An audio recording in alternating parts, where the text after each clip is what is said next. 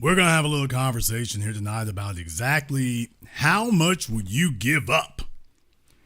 What are you willing to give? What are you willing to sacrifice? What are you willing to risk just to have a woman? We're going to talk about the Stepdad Trap tonight because, boy, it seems like there's a whole lot of that going on. First, I want to start you here with one story, and I've had a number of stories I posted here in the last week or so. Lil Durk. For those of you who don't know, there's a rapper named Lil Durk, if you couldn't tell by the name. And there was an incident here, apparently. His baby's mother, it's not a baby anymore. Well, anyway, apparently she went off and got married to some guy.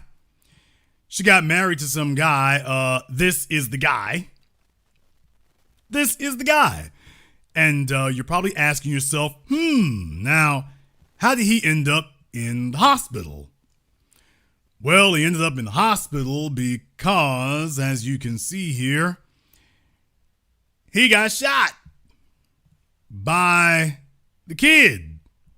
Now, he has posted this video on Instagram. I am not going to show it here on YouTube. He's posted it here on Instagram, though apparently there was surveillance footage. Some details I want to go into. But as you can see from the caption over there, as y'all can see, I was not the aggressor, and y'all also can see how I still had my gun on my hip.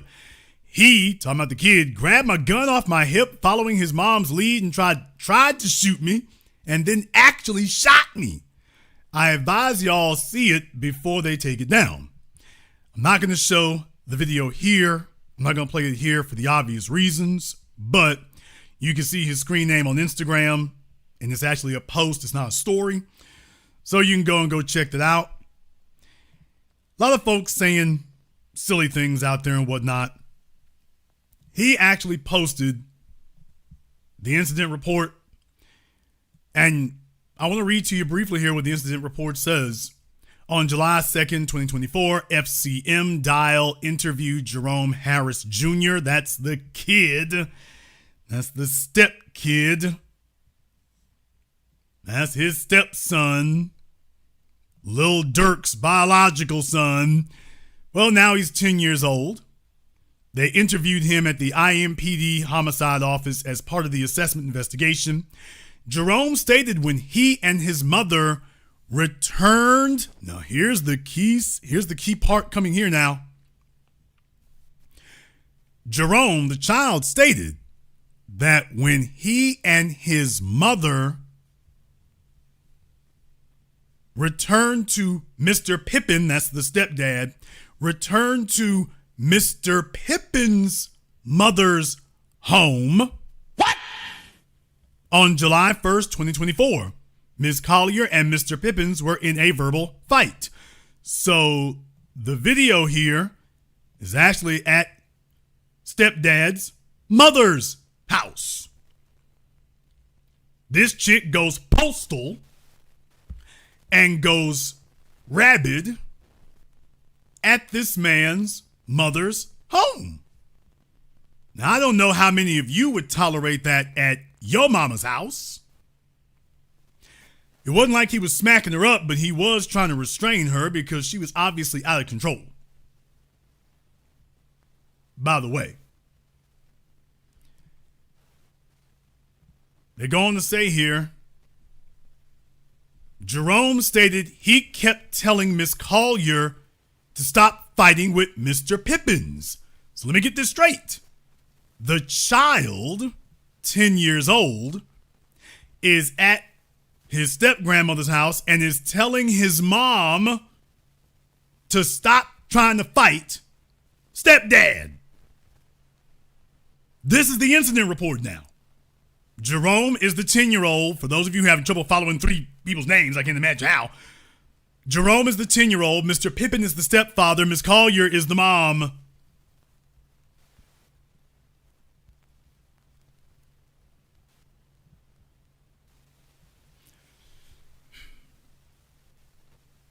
It says that Jerome stated he then got out of the car and went over and pushed Mr. Pippins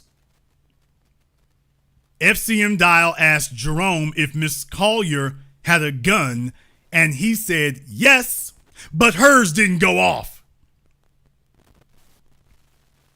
FCM Dial asked if Mr. Pippin was trying to get the gun away from Miss Collier, and Jerome stated yes.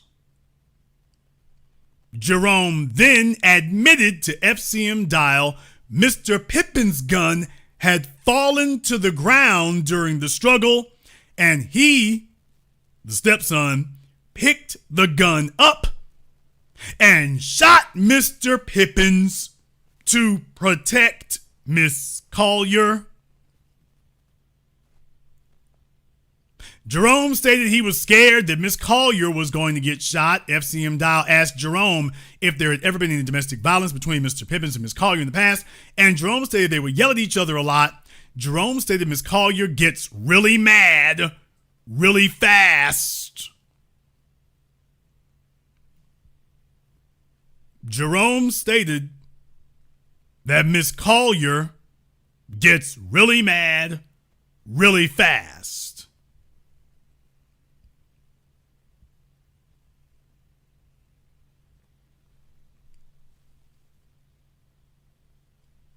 Goes on to say here that it is unlikely the aforementioned concerns will be addressed without the coercive intervention of the court. Based on the aforementioned, the Indiana Department of Child Services respectfully requests the court find Jerome Ellis Jr. and the other kids, I guess, to be children in need of services, and find the coercive intervention of the court to be necessary in order to ensure the safety and well-being of the children. DCS is recommending continued removal of Jerome, and I guess the other siblings, from mothers Miss Tavana Collier's care and custody. DCS requested authorization for elative care, kinship care, foster care, and ECS. DCS recommends unsupervised visitation for Mr. Joshua Pippins and Mr. Dirk Banks. So what they're saying is they're taking the kids into state custody. They don't want the mother around at all, but the father and the stepfather can have contact, but that the mother shouldn't. Now, do you know how far out of control you have to be in 2024 as a female? Do you know how outrageous your behavior has to be? It can't just be outrageous. You have got to be bonkers, bug-eyed, skull-busting, out of control, crazy for them to say something like this.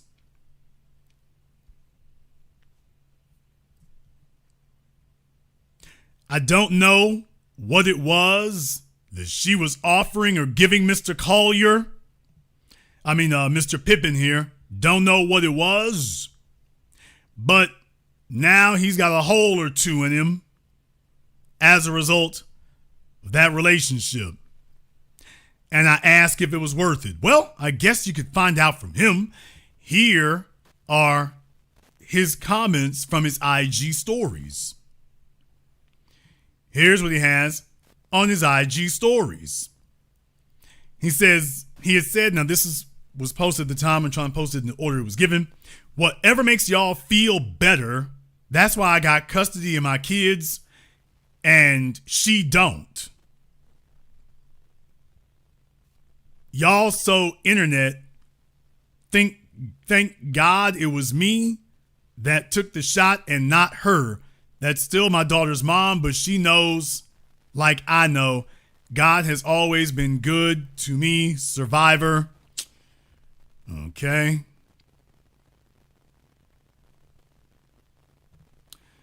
Second one here. My gun was on my hip and I was trying to protect myself from getting shot. I never in a million years thought a kid I bought four-wheelers and paid for football leagues and everything would do this, but he only knows what mom shows him. I still love him like he's mine. Boy, what in the hell's the matter with you? And if you're wondering or questioning whether or not He learned anything from this experience. He then goes on to say, I pray y'all favorite rapper takes full custody of Romeo and I get full custody of mines. Call me what y'all want to call me. It's about the kids at the end of the day. So the comment sections were because of articles like this with these headlines, and people don't read, but because of absolutely misleading headlines like this, you would think that he was the one in the wrong, when in reality, he's got it on video and it shows that's not the case. So what news outlets are saying is, we don't give a damn what the truth is. If you are a black man, you are guilty until you can drown out whatever we say. We're going to just lie. We're just going to lie. We're just going to go ahead and say this. We're just going to lie. Yeah, if we have an opportunity, we're just going to lie. And this is practically every website has some variation on this instead of telling the truth.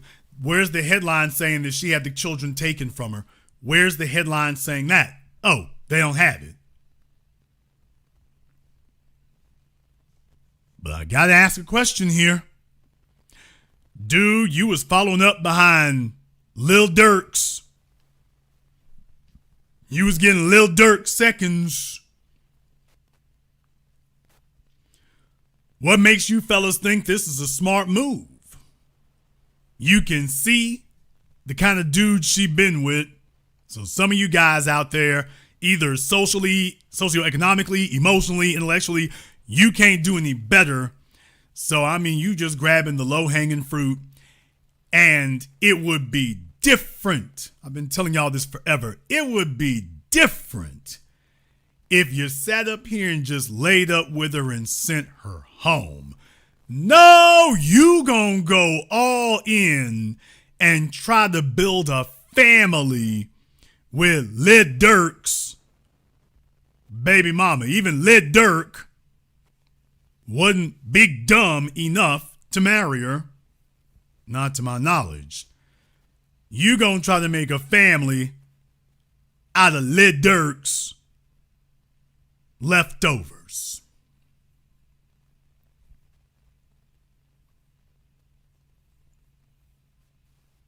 I've been posting these stories here.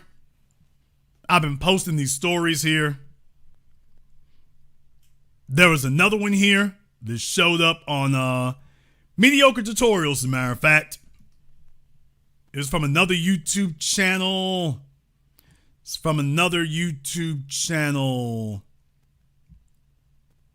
Change Tomorrow Today podcast. So, giving credit to them. And you want to talk about stepdads. They had this young woman on here with the incredibly stylish tattoo sleeve. And she is here to inform all of us about what we are wrong about single moms and being stepfathers and whatnot. She's here to correct us in our ways. I'm not going to play this whole thing for you here. It's 39 minutes. Don't have to. There's only one part of this video that actually matters. Just one. Now, I want you to listen to this part here first. He was so, and we did have fights. Now she's talking about her stepdad now, okay? Right now she's referring to her stepfather and, sometimes I did tell him, you ain't my daddy. She's been something to me. Says sometimes I tell him you're not my daddy. Sometimes I told him that, but I was a teenager, and when kids do that, I'm like, really? Now we're talking about stepfather. He married her mom.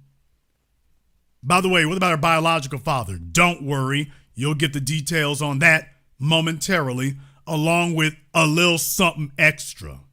And saved my life in so many ways. He was so. He saved my life in so many ways. I'm sure she was incredibly grateful. Divorced until years later. Mm-hmm. And that man saved my life in so many ways. He was so, and we did have fights. Like teenagers, kids, you got kids, kids say, your kids say crazy stuff to you. So just imagine what they're going to say to a stranger in the midst of being upset. It's like I said, dog, like for me. But sorry, not to cut you off. So I'm just saying, thank God for him, because I tell him all the time, if I had, my father's out of prison now. If I get married, both of them have to walk me down the aisle, because he. What? Yeah, let me replay that for you, because he saved my life. He was wonderful. He was this, that, and the other. To being upset. It's like I said, dog, like for me. But sorry, not to cut you off. So I'm just saying, thank God for him, because I tell him all the time, if I had, my father's out of prison now. If I get married, both of them have to walk me down the aisle, because he really raised me. Nigga, please. Yeah, my daddy been in prison all this time. But you really raised me, but both of y'all, I ain't gonna let my daddy who been in prison, the man who did everything for me, thank God for you. But yeah, if I get married, you still got to, my biological dad gonna be right there. Yeah, he didn't put any of the skin in the game, any of the investment. He got to sit up there in jail. You got to do all the taking care of his kid and raising his kid and paying the bills for his kid. And if I get married, both of y'all gonna have to walk me down the aisle. So you did all the work. You were the responsible one. And now all these years later, she still tells you, by the way, my biological daddy in and out of prison, and you still gonna have to play second fiddle to him. Right after she said all these alleged accolades and how much she appreciates him. And then she shows him, it's the same old thing. That was the later part of it there. As you can see, it's within 1 minute. There was something else that I want you to hear that came right before it. There's a reason why I'm playing it in this order. Mindset that you just described, because the men that my mother, and it wasn't a lot of men or whatever, but like my stepfather came along when I was like in 4th grade. I thank God for him every day. You understand? Like my father wasn't present in my life. He stepped in and he did what no other man did all the way through till I was all the way in college. They didn't get divorced until years later. Damn!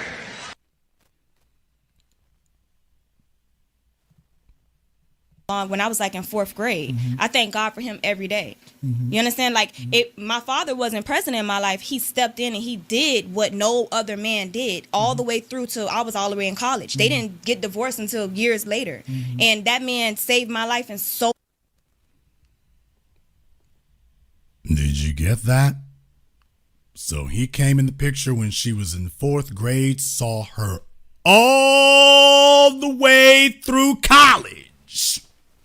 And he's paid all that money, and her mother rewarded this man for stepping in for her jailbird kids.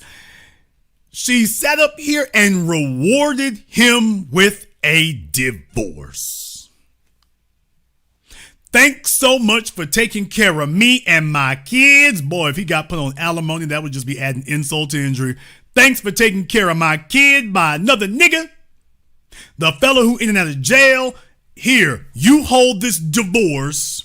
And then you telling yourself, well, I did raise a daughter from 4th grade. And, I did do that there. And then she's grown and telling you, by the way, where's my biological dad? I mean, you're cool people. You're cool people, Tony. Won't even call you dad.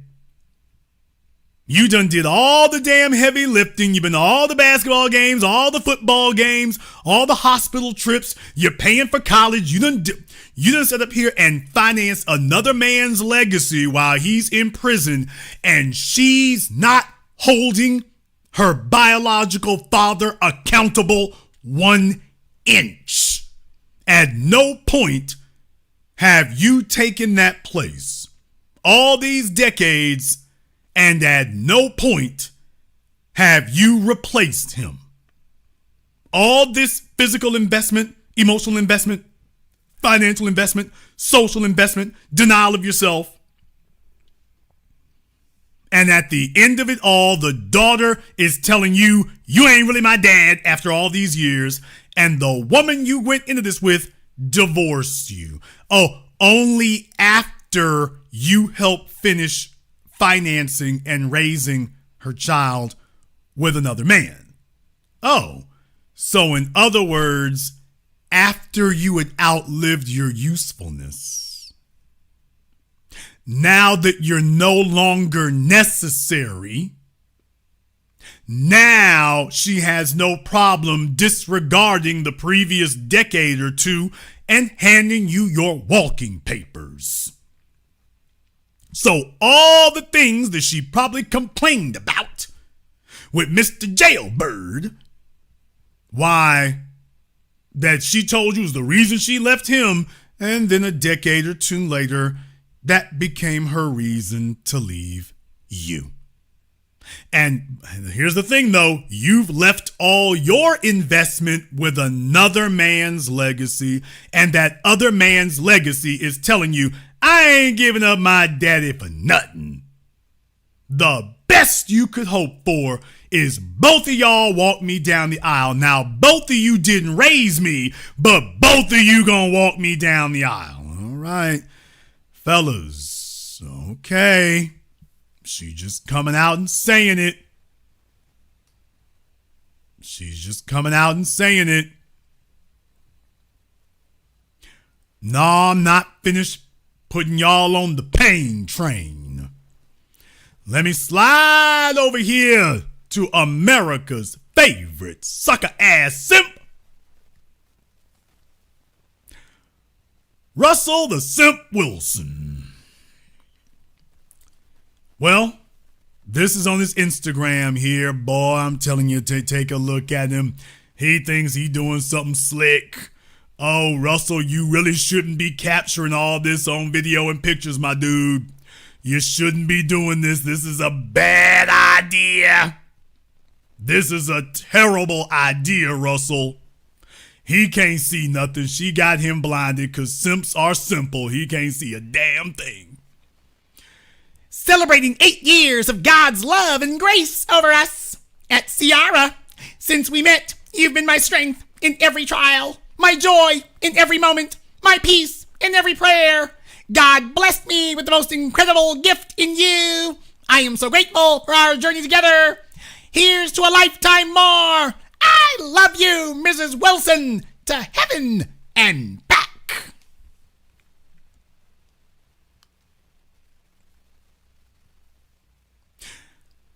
I could say and show you many things, but I'll only show you one. You can take a look at the 3 most recent Instagram posts that Russell Wilson has posted. March 12th, April 10th. And by the way, shades of Jonathan Majors, by the way. We all know how well that ended. I hope your trip to the Pink magazine cover ends a little bit better than Jonathan's did. And then finally, 6 days ago. So he went from April to July. Now, what you'll probably say is he's been working out with the Steelers. By the way, would anybody like to place bets on whether or not he's going to have a better season with the Steelers than he did in Denver and in Seattle? Everybody's trying to hold on to that Super Bowl win. Folks, what was the last year that Russell Wilson went to a Super Bowl? Far as I know, he's only been to one. By the way, what year was that? To my football folks or anybody with Google. By the way, anybody holding out hope that Russell Wilson is going to light the world on fire in Pittsburgh? When was the year? It's 2024 right now. What was the year that he went to the Super Bowl? Oh, you can go Google it. What was the last year he was at the Super Bowl? What was the last year? What was the last year he went?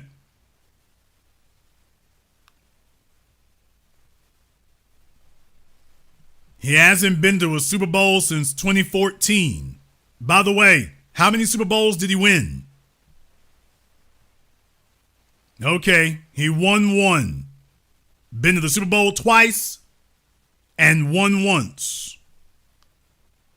You're telling me that a decade later, he's been to 2 teams, and a decade later, he's about to turn it around? He's on his way back to the Super Bowl. Folks are still holding on to that Super Bowl win for dear life. I just want you all to go over your football stats. I mean, does that strike you as being consistent? Yeah, he's not even starting on the team he's going to, so how many of you have seen a player and said, don't worry, he ain't been to a Super Bowl in a decade, but his next one is right around the corner? I mean, who says that? When have you all ever said that? Tell me another athlete that you said, he ain't been to a Super Bowl in a decade, but Jason, watch, he getting ready to go back. After he hasn't been in a decade? A decade later, he getting ready to show off. Okay. So in any case, he's probably spent since April to July practicing. Never mind the fact that he also did the same thing in Denver, and we all saw the results there. But Russell he must be night and day and night, although he was night and day and night in Denver training too. And yeah, all right. So between April and the next thing you know, in July, yeah, Mr. Sub-starting quarterback, Mr. Third string quarterback, oh, he's really big into Ciara here, same as usual. All right. Let me go ahead and show you something else. Now, this is from Russell Wilson's stories on Instagram, as you can see. Well, look at that right there. Oh, Ciara brought the heat at the ESPYs. Oh, man. Great. Oh, look at this right here. Oh, great. Oh, she is doing her thing out there. She's trying to do the Beyonce chaps. All right. Some of these chicks want to be Beyonce so damn bad. Except no imitations. Okay, she's out there with a bunch of other chicks out there showing their... Okay, this one's kind of a wide load one. All right, fine. We won't doubt it. Did Lizzo become a backup dancer? Did Lizzo loan out one of her backup dancers? Was that what happened? All right. Now, these are all from Russell's stories. You can see he had 8 stories up there. Oh, he's this, that, and the other. Oh. Now, I wonder if that's Russell. I don't know if it is or not. Somebody doing video here is like, okay, is that Missy? I don't know who put that video up, but all right. Southern Cooking. I'm like, where is Ciara from again? Southern Cooking. I mean, where is she from again? All right. Let me check the paperwork on that. L.A., Ciara. I mean, boy, he's doing the most, ain't he? So he just loved her at the ESPYs. All right. Last but not least, one little old picture of him. Good man brand. Boy, if nothing says simp like this right here, dude, you ain't built nor ready for a broad like this. Talk about a mismatch. Y'all think that this is really suitable and desired by a chick like this? You think them two go together? That goes together like pickles and peanut butter. What are you trying to pull? So there's little old Russell there, but this is from his Instagram stories in the last 24 hours. So in the last 24 hours, Ciara at the ESPYs. Ciara at the ESPYs. Ciara at the ESPYs. Great. Let's hop on over to Ciara's Instagram here, by the way. Now, please remember, the last thing that he has posted as a post is him talking about their 8-year anniversary. And then you saw all those Instagram stories he posted. Let's hop over to her page. Well, she does talk about Russell.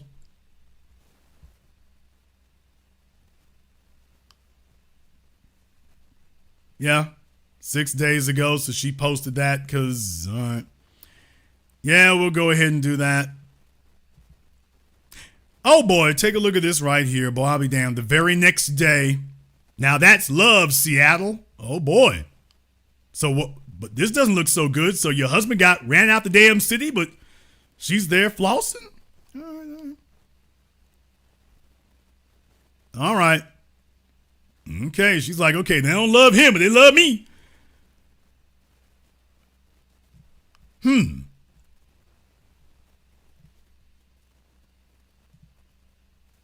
Well.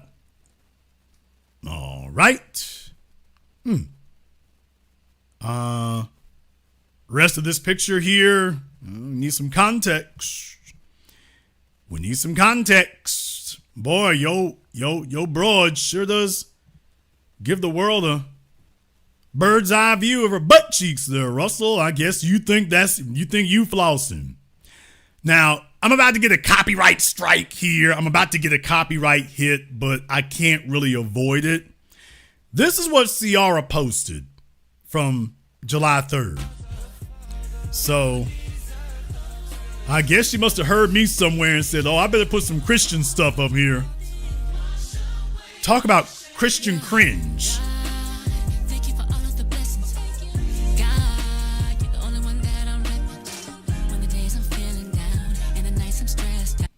Okay. Who is Manila Ice back here? That's the first thing I'm trying to figure out is... Yeah. Who's Vanilla Slice back here? It's just, all right.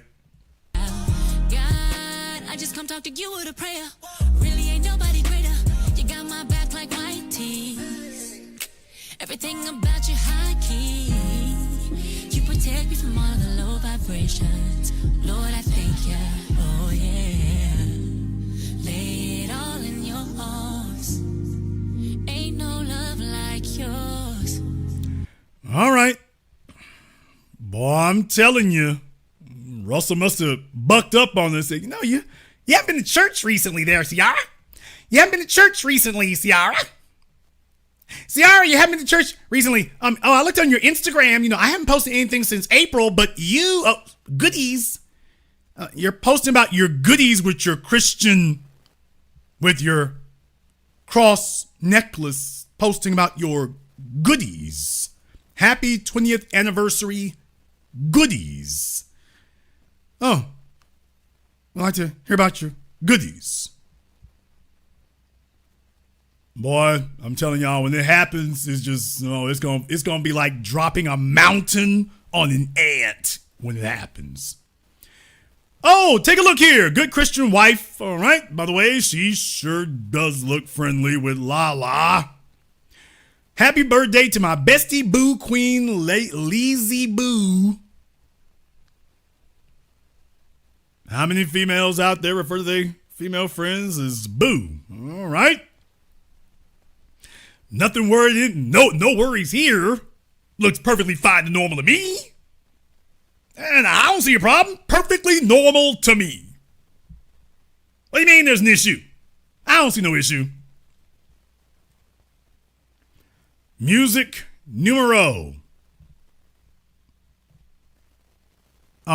Your wife, Russell, Russell, you might want to tell your wife XYZ. Examine your zipper. Examine your zipper. Your wife is literally out here Russell. Okay, Russell. Y'all, he is ignoring every damn alert known to man. Oh, look, Miss Christian wife. Well, nothing says like your woman spread eagle on Instagram. Nothing says, glory to God like that. Yes, sir, Russell. And watch, this dumb bastard will be sitting there trying to splain his way through this. Well, you see, ain't no problem with that right there. Okay. Dude, everybody else can see what your woman throwing up. Okay. I guess this redefines open marriage. Yes, sir. This redefines an open relationship. It sure does. Yes, sir.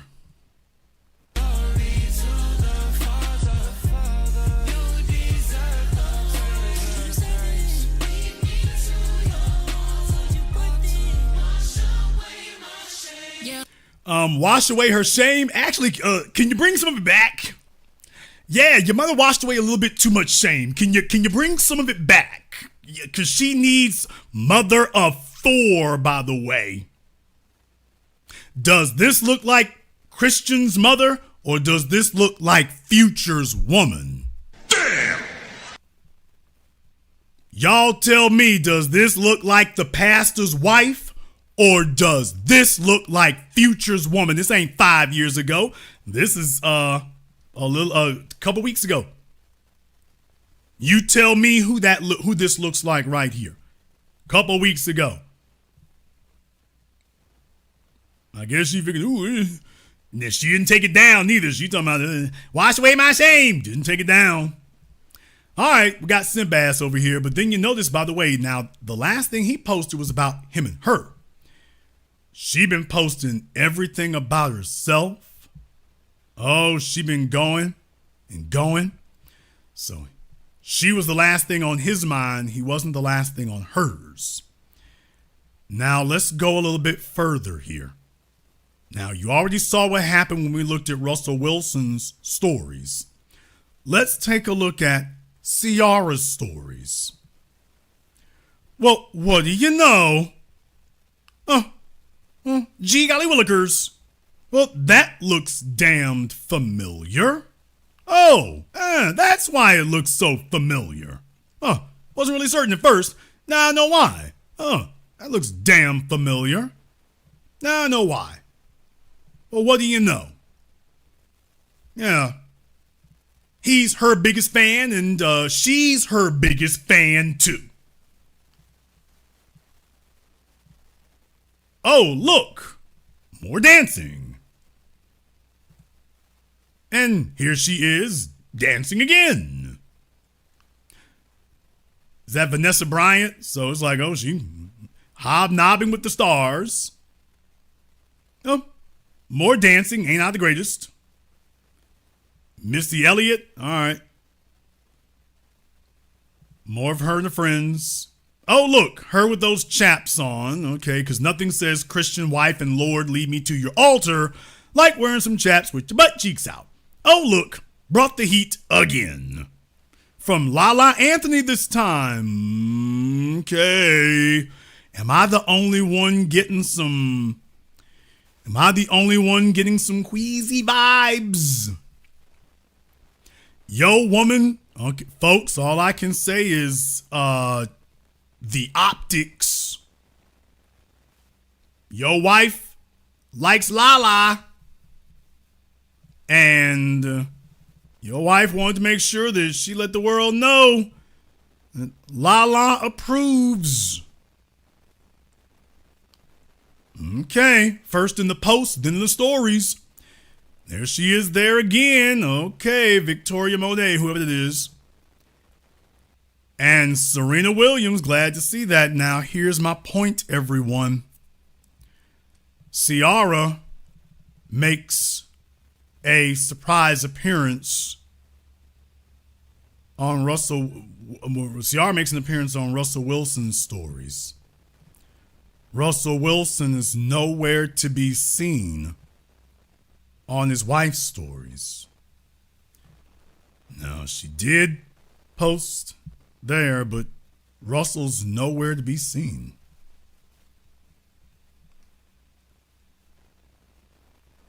So let me just guess. All these indicators don't really add up to he's way more into her. He's way more into her than she is into him.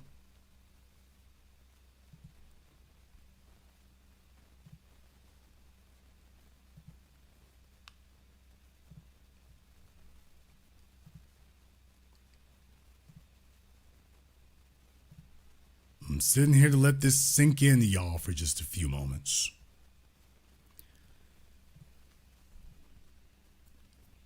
Maybe somebody can explain to me what's the upside here that I'm not seeing or I don't understand. What is the upside to being a stepdaddy here? Can someone maybe explain that to me? Because I'm seeing a whole lot going on right now.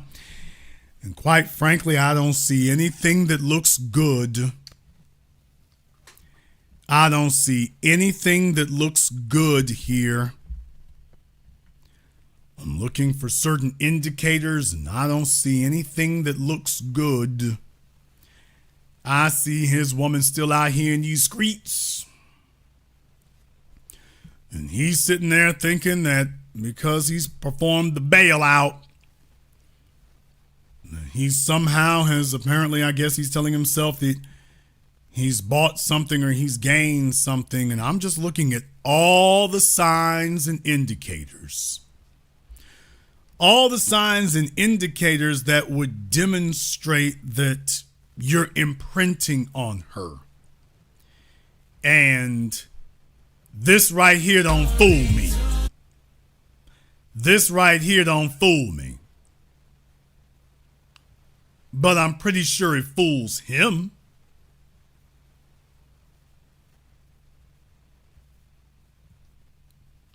Tell me. I want to find out here. I want to know. Explain to me. Exactly what is it there? Where is the benefit to being a stepdad? Where is the reward to that? I want my stepdads to give me a call tonight, and I want you to explain to me after everything we've shown you here. I want you all to explain to me what the upside of that is. Because I'm looking at it and I'm like, I'll be damned. This doesn't look very inviting. I don't see anything here that says to me that I don't see an upside to this.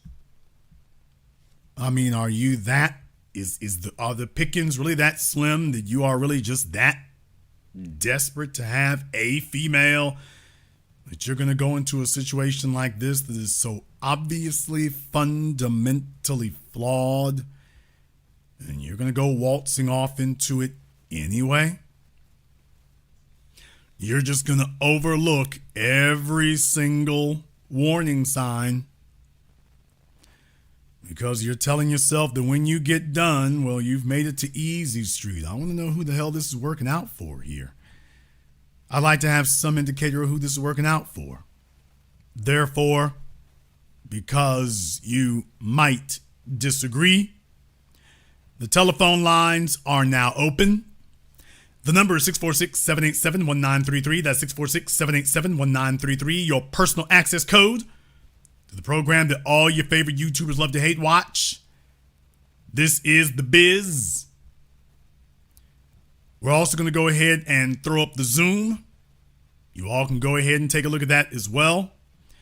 I do give priority to Zoom. The only thing that I require is make sure you have your camera and your microphone turned on for us there. But we'll go ahead and turn that on here also. I'm talking about the Stepdaddy Trap tonight here because it looks like a trap to me. I'm looking for the upside. I'm going over story after story. I'm trying to figure this out. I'm trying to figure out who exactly goes for this. I'm trying to figure out how exactly this was sold to you. I guess that's the real question I want to ask is in the 21st century, in the year 2024, how was this sold to you?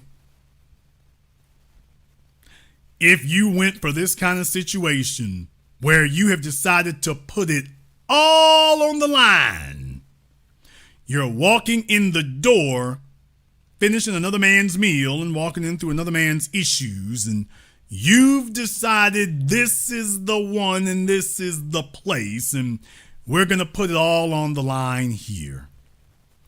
So I'd like to find out. I want to open up the phone lines here so you all can give me a call for that. And I would like to know, you got dudes out here getting shot. You've all seen the barbershop video. You got dudes getting punched up, dudes getting shot, dudes getting killed. Sitting up here trying to prove your love and affection for somebody's baby mama. You deciding that she's jacking the price up. Things that she never demanded of the fella she got pregnant by. things she never demanded from him, now she is absolutely demanding it from you.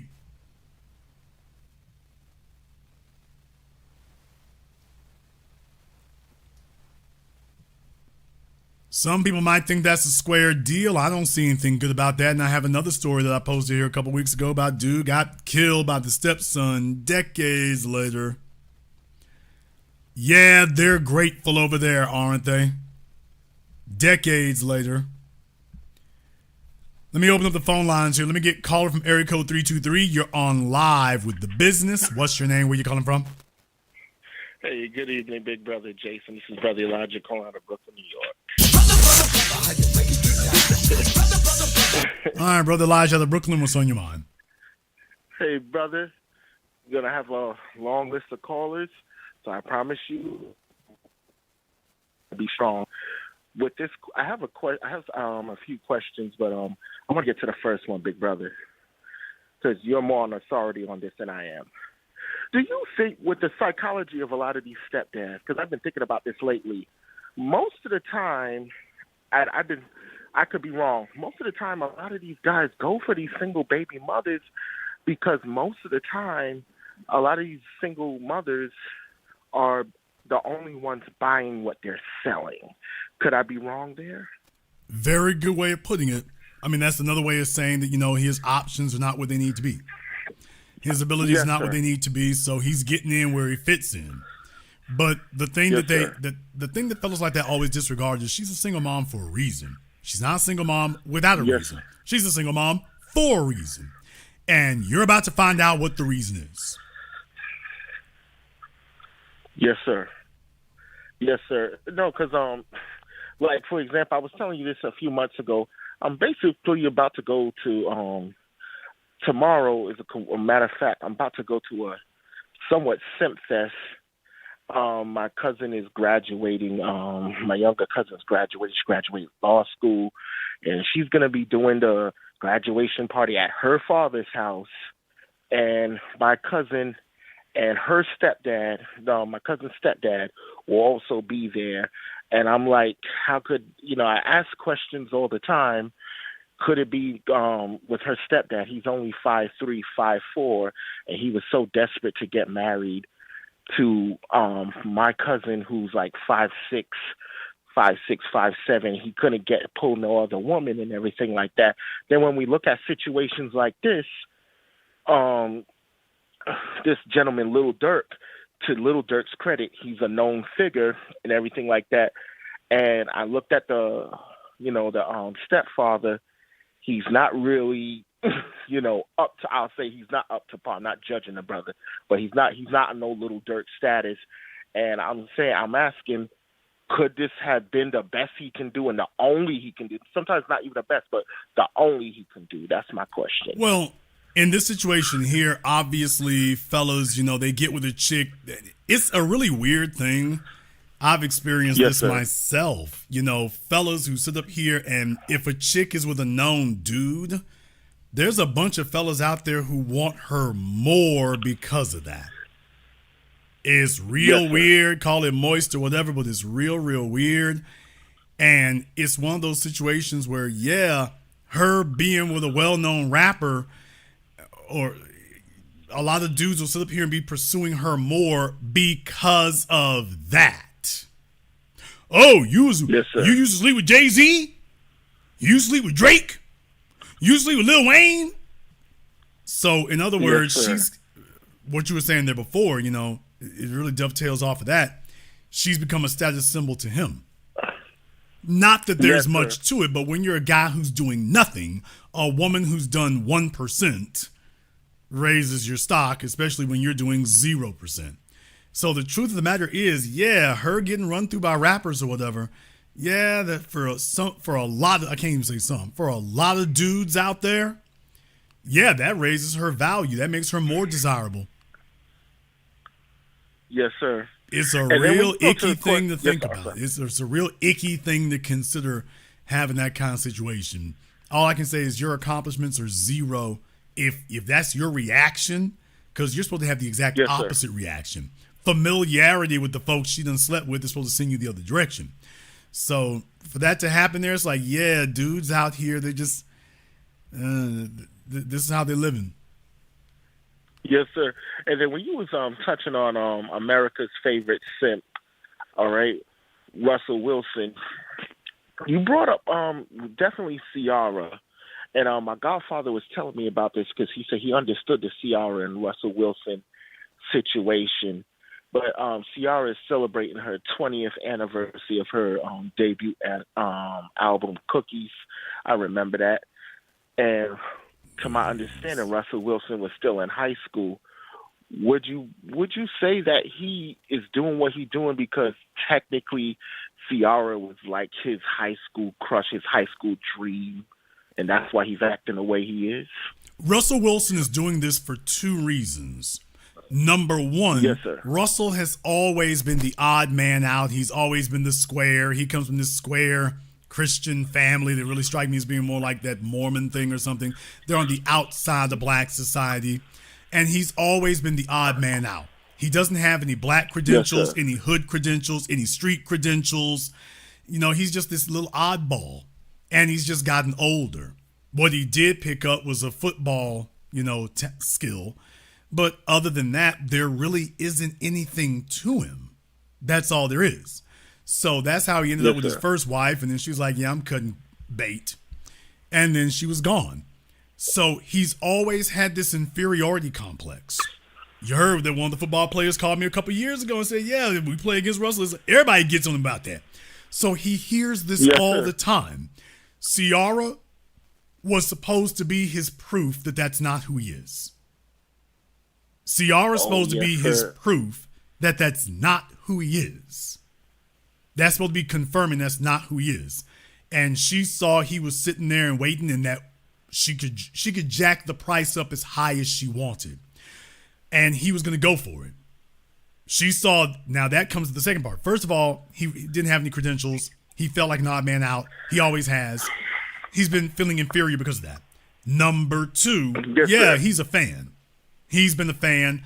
A lot of dudes getting caught like that right now. PJ Washington, anybody following after him. There's a lot of dudes out there getting caught. Drea Michelle, another couple of dudes getting caught right now because they're fans.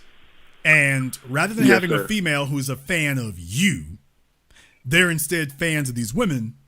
And the women can see when you're a fan a mile away. When you're an orbiter, when a woman sees you're an orbiter and you really, really want it, then she's like, okay, well, put them in the back pocket till I break glass in case of emergency. And Ciara broke the glass, and Russell ran straight to it because I would say that she told him whatever he wanted to hear, but in reality, it's not like it was a big, long process. He wanted to hear a yes. Long as she would say yes, and he disregarding the kid, her past, everything sitting in front of him, and over time, as you've seen, he's become more like her. She has not become more like him. She's still doing every single thing she was doing previously. He's the one who's begun to morph and alter. And what I'm saying is there are two problems with that. Number one, if she's not a fan of you the way you are, you're already roasted. She's here for what she can get, not for you. Number two, even if you attempt to pretend to be something that you're not, what's ultimately going to happen is she's eventually going to cut bait with you and go get full flavored whatever it is she wants. Why should she deal with an imitation when she can go get the real thing? And the fact she's still hanging with Lala Anthony of all people, okay. Yes, sir. Okay. You can ignore those. You can ignore those obvious warning signs if you want to. Look, everybody here knows she's really holding out for that 10-year period. She's like, I'll be home free. Once I get that 10 years in it, that's it. I'm not entitled to a little bit. I'm going to be entitled to everything. Whether I sell another album or not, whether I get my master's in publishing back or not, whether I can sit up here and leverage another deal off of his name or not, I'll be home free. He will have finished raising the child I'm most concerned about, the one who is attached to me at my highest abilities. Ciara was at the peak of her abilities and the peak of her desirability with Future. And that is what the son represents to her. a reminder of what she was when she was at her apex. Soon as you finish help raising him with the others, it's going to be whatever. She can take it or leave it. In Russell's case, I predict that one of two things will occur. Number one, yes, sir. As I've always said, once she gets past 40, the clock is officially ticking for him. The countdown has officially begun. Or she's going to do him the way that Jada is doing Will. What? Whoa. I know nobody's said that before. You all are hearing this here tonight for the first time, explain the psychology to you for the first time. By the way, my prediction is this will go one of two ways. The most obvious prediction that everybody says, well, she's going to cut out on him when she gets to a certain number of years in marriage, 10, or past, in my case, I think past a certain age, 40. Or she sticks around and she says, I never did like your little cornball ass. Yes, sir. I did you a favor. You were this little square ass, awkward ass, cringy ass, nerdy ass, geeky ass, weird ass little Christian psycho boy. I never did like you. I was the one gave you shine. Nigga, you owe me this $100 million. On account of the fact of me tolerating being around you as long as I was. Yes, sir. Got me sitting up here dressed up like Minnie damn me mouse. What? I had to sit there for 10 damn years. You got me singing these old lame Christian songs and whatnot. Trying to keep you happy. I was doing you a favor. You ain't did me nothing. I could have got me another future, even if she lying. I could have got me another future. You could never get another Ciara. And she's right. Yes, sir. By the way, one more thing. And she's right.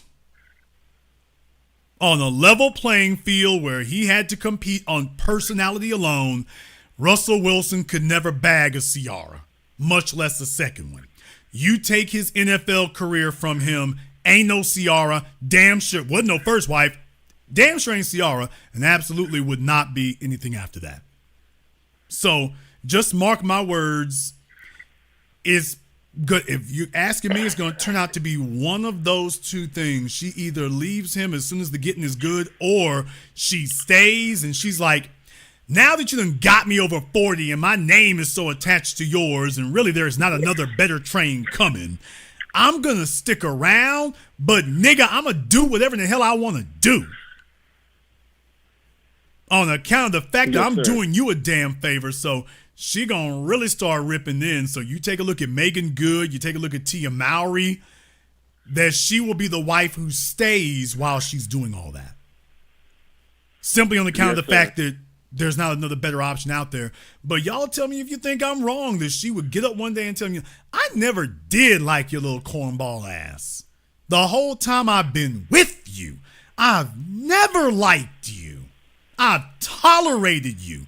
I was doing you a favor. All that walking around with you was giving you shine. I've been doing you a charity. I didn't know where my head was. I just need to stay relevant. But you didn't do nothing for me. I did all this for you. Folks in the chat room are talking about Shawnee O'Neal, Jeannie Mai. Come on, man. We can name this all damn day. You take a look at this picture right here. This picture right here with her wearing a crown. Okay. I mean, we talking about that thing don't even fit her head right. It looks like a damn hula hoop. Looks like a paint bucket. But, I mean, you think about that for a few moments. She's showing you what kind of person she is. She's showing you she's self-absorbed and conceited. She's showing you that she this right here where she's begging for attention. I mean, she's sitting out the roof of this car begging for attention, and She's going out of her way to get attention. Dude, Russell can't do. I'm telling you all, mark my damn words. This is what she wants on the screen right here. This is what she wants. She wants this. She wants adoration. She wants mobs of people cheering her name. And being married to Russell has legitimized her, but what it hasn't done is make her more popular. And if Russell walks out here in 2024 and starts losing, because he might not even get a chance to prove he can win, there's the worst part. But if he walks out there and starts losing, if she officially becomes way more popular and beloved than he is, his days are numbered. Because if he doesn't have the ability to bring folk out like this for her, like this, if she can get him on her own without him, or worse, fewer people show up because she's married to him.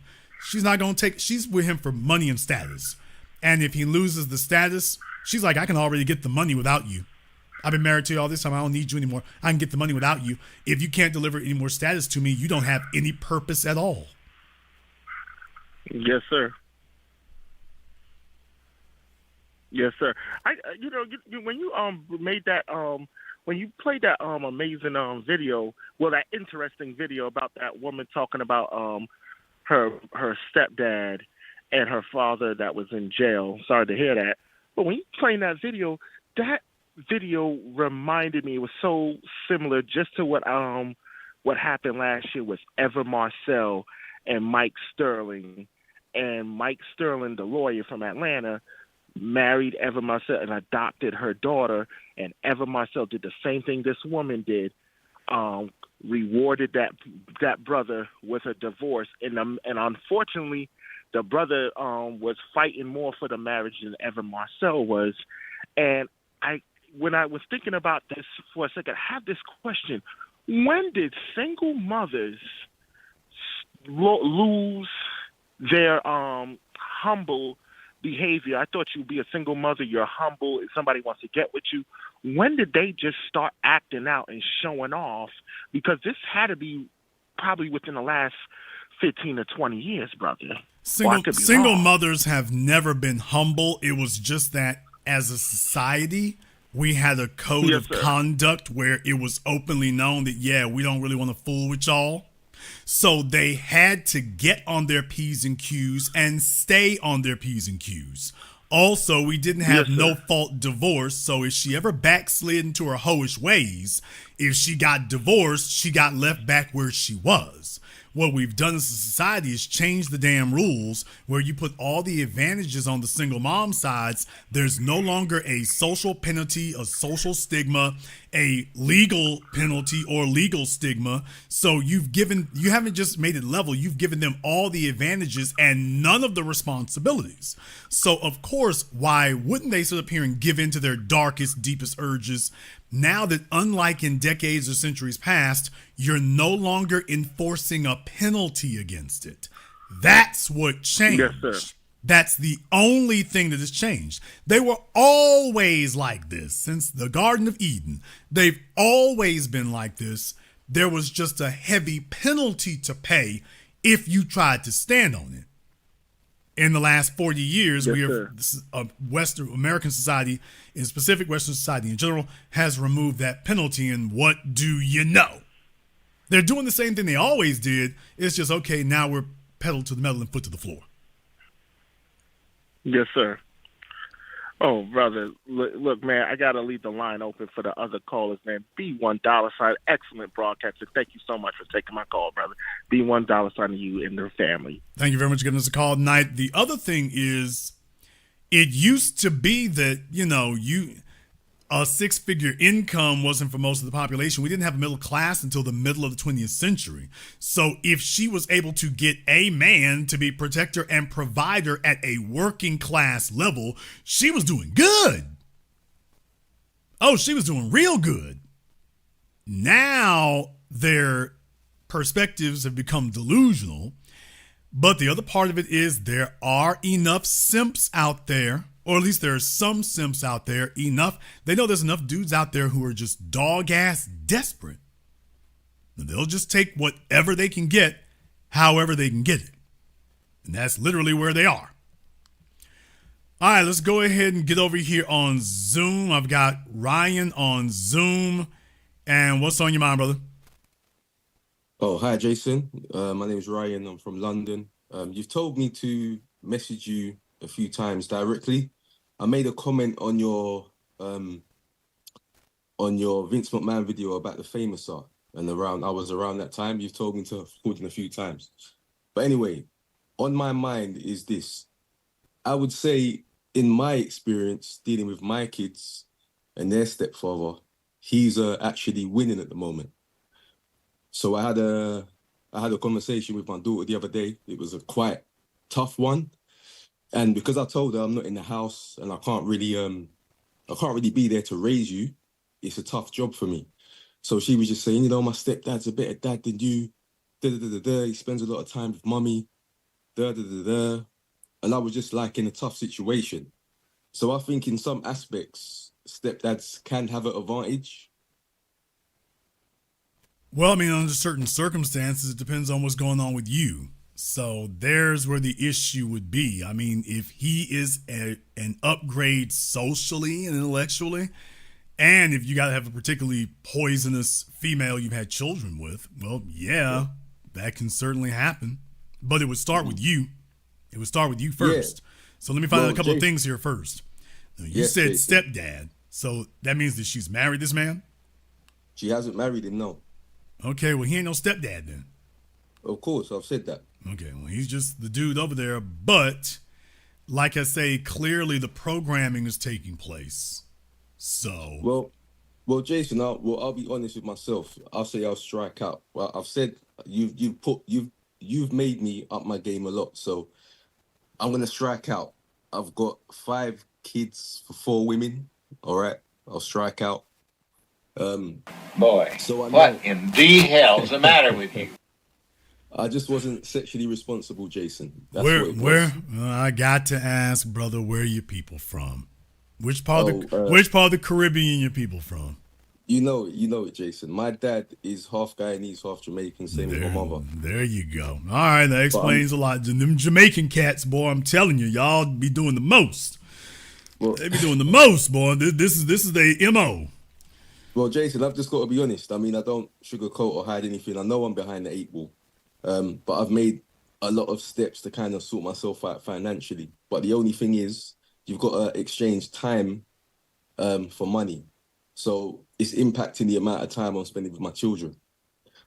So what I will say is, with my daughter, who I had the difficult conversation with, she's got a younger sister. Yeah. So she's got, like I said, I've got 5 for 4. So I've got 2 for 1. Yeah. So she's got a younger sister. Her younger sister doesn't feel that way at all. But I can give you a bit of a background. My ex had got evicted from her property. And at that time, she was meant to basically tell me and move my daughters with me, but she didn't tell me at all. So what she had done was, when I went to call to get contact for my 2 daughters, she had said, "Oh, you got to pick her up from another area." I was like, "What are you talking about?" Well, it's transpired now that she's moved my daughters in with the boyfriend. Survival sex. Go ahead. Well, I know, Jason. I know that. So it's been survival, but I'm here. I'm right here. There's not been no contact issues or anything. I'm right here.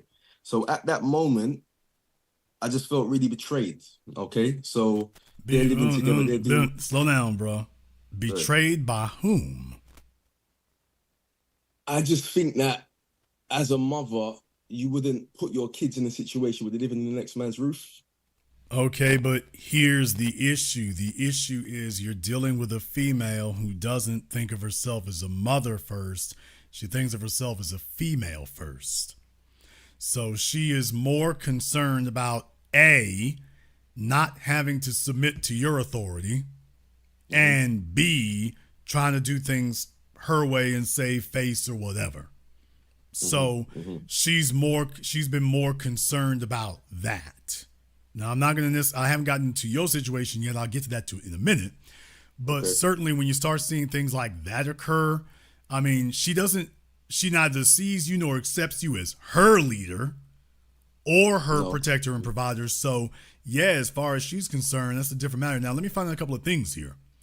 Sure. What's the age difference between the two of you? I met her when she was 17. I was 20. It's 3 years. Yeah, 3 years. Okay. Was she living with her parents at the time? She was, yeah. Okay. You riding that rail? I was living alone. Yeah. But I'll still be living alone. She's 17. You were 20. That's a big, huge red flag right there. I don't like her parents even allowing that. That's not a good thing. How many children does she have? She has 2 for me and 2 for this new guy now. So 4 in total. So she just be dropping the load anywhere she thinks. So it's not a whole lot of forethought going on there and no commitments required from her, which is another huge red flag. The worst thing a man can do is handcuff himself to a aimless female who just does things, especially things of permanence. So she got 4 kids by 2 different dudes. Neither one is married to her. Neither one is legally obligated to her, just to the kids. And that's not an advantageous position to be in. So first and foremost, she's not happy with you because as far as she's concerned, which there is some truth to it, she gave you her best years, which she did. She wasn't a mother before she met you. And as far as she's concerned, you didn't keep up your end of the bargain. So that's why you're suffering first baby daddy syndrome. It's been my experience that you guys end up losing for one reason. It's not like with a second baby daddy, you all they end up having more vitriol towards you all because of what I just said. As far as they're concerned, this is all your fault. I wouldn't be a single mom. I wouldn't be messed up in the game if it wasn't for you.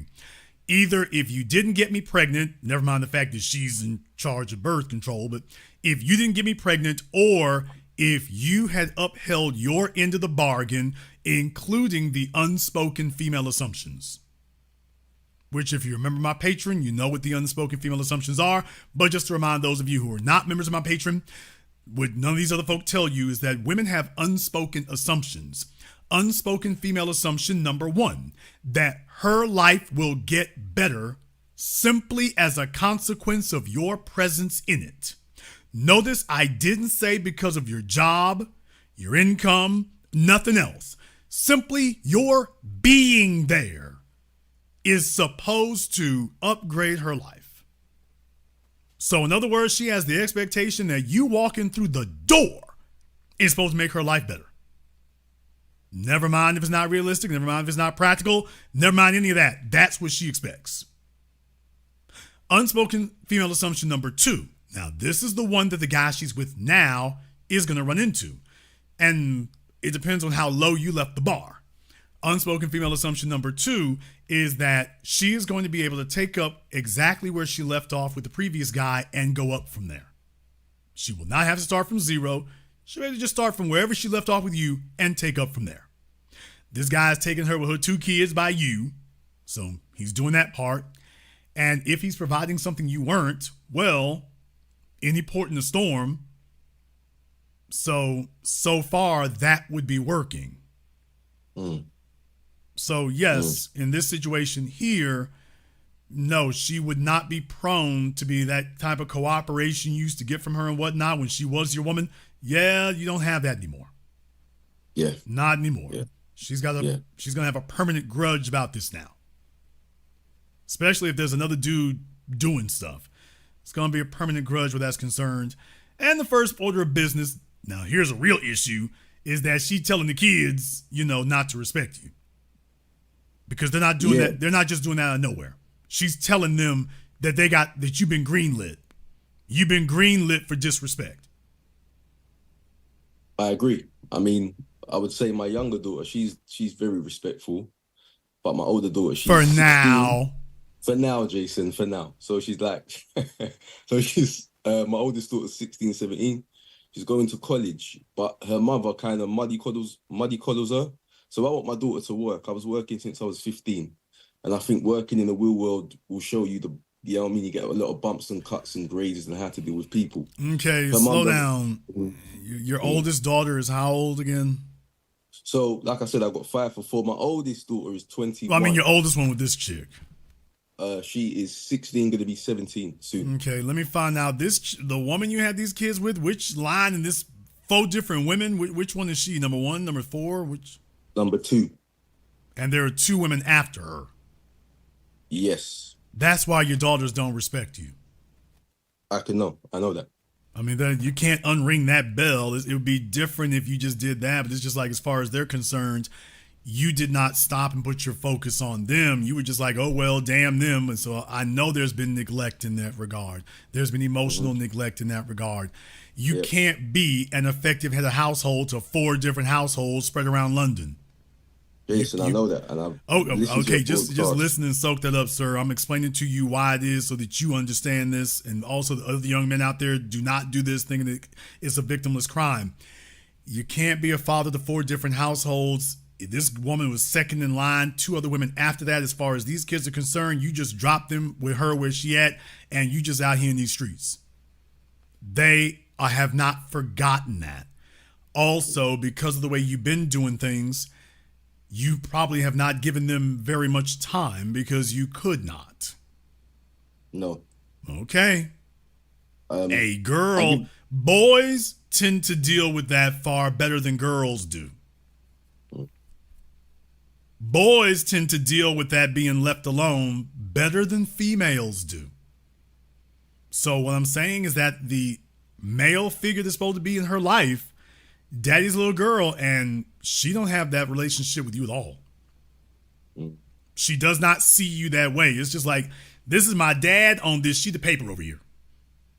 The government of Great Britain said this is my dad, but outside of that, it's like, we ain't really got no relationship like that. I mean, they're just legally I am, genetically I am, but socially, he's that dude. He's Ryan. So y'all got to earn that spot, man. You got to earn that position. And for girls, that takes time. I know that as an uncle to a few nieces. I can't just walk through the door and all right, Uncle Jay here. It don't work that way. It does not work that way. You know, you saw them once, twice when they were kids, they smiled at you, and you tend to remember that. As they get older, if you're not involved, you're a nobody. If they have to depend on somebody else, I guess it's a evolutionary survival mechanism. They start moving you out the way in importance. Because remember what I said, when we as men say loyalty, we mean allegiance. Folks, the 720 degrees of analysis you receive absolutely nowhere else. This is not some damn evolutionary psychology from some whack crackpot psychologist somewhere telling you about a red pill. I'm talking about things you can actually use because it's actually consistent. As men, we define loyalty as allegiance. As females, they define loyalty as reliability. Now you have an Aldi. Y'all got Aldi over there for grocery stores. Aldi and okay, but to give you the analogy here, Aldi is reliable. When you want some beans at a reasonable price, go to Aldi. Okay, got it. When you want to buy stuff, they're reliable. You would say that Aldi is reliable. Would you also say that Aldi is loyal to you? No. Now, isn't that interesting? So you will acknowledge, well, they're nice folks and they're courteous and they have what I need when I'm there and they've never tried to cheat me. Oh, so they're loyal to you. No. Hold on. They're reliable. When I need something, I can get it. If I call them, they're there. But they're not loyal to you? No. Now, notice how you're not taking offense at that. Well, they're not loyal to me, but they're reliable. Females put just as you and me put a high premium on respect, they put a high premium on reliability. If you're the person who changes her tire when she has a flat, that is loyalty for her. If she has to call AAA and cannot depend on you, you don't have her loyalty. And they've grown up through their formative years seeing this. I mean, when they was younger, I would say before they went into secondary school, which is high school, it was easier because they're young girls. You're just it's taking them out and doing these things and that. But as they get older, like you said, it gets a bit difficult socially. Right now, I'm on the night shift. I'm working tonight. Like I work as a surveyor and I work night shifts from time to time and do a bit of football work. So my time is screwed, Jason. I don't have enough time for myself, let alone. So I tried to explain that to my daughters, and yeah, didn't really go well. Especially if mom is basically lockstep with the new dude because she's like, this is the last train leaving, or I need this or whatever. So if she's rolling with whatever his program is, and his program is, yeah, I ain't gonna be second fiddle, or at least she doesn't want him to be because she's trying to keep him from running off. Of course. If that's the case right there, I mean, yeah, we're along for the ride now. We're along for the ride. So it's just, there's a lot of water under that bridge where your 16-year-old is concerned, and the other girl is how old? She just turned 14. She's right behind her. She might not be as abrasive about it. She might not be as abrasive, but it will be difficult. They're not going to be the way they were when they were 4 or 5 years old. That ship Jason, has sailed and sunk. Sorry to cut you, Jason. So I was just giving you one more example. Like, so when I did have the argument with my oldest daughter, well, my second oldest, I spoke to my 14-year-old and I said, how do you feel? Do you feel the same way in regards to our relationship and time? She said, well, I don't agree with what my sister said about, our relationship. I think it's fine. It's just time. But what I would say, Jason, is what made it a bit more difficult is when they moved from the guy's house, they moved basically 2 hours away from where I live. It's still London, but London's a big place. So I live South London. They moved to Northwest London. So if I'm going to do a journey, pick up the kids and drop them back, that's like 4 hours out of my day. So I've got a plan around that. I take my 14-year-old to volleyball every Sunday, but I'm more or less going up, like taking a 4-hour journey to spend an hour with her. Okay, here's the issue with that, fellas. First of all, you're only talking about one female. I'm interested to know why it is you're not saying anything about the other 3. You appear to be particularly attached to this one. No, I don't have any issues with the others. We're quite cool, like in regards to contact and stuff like that.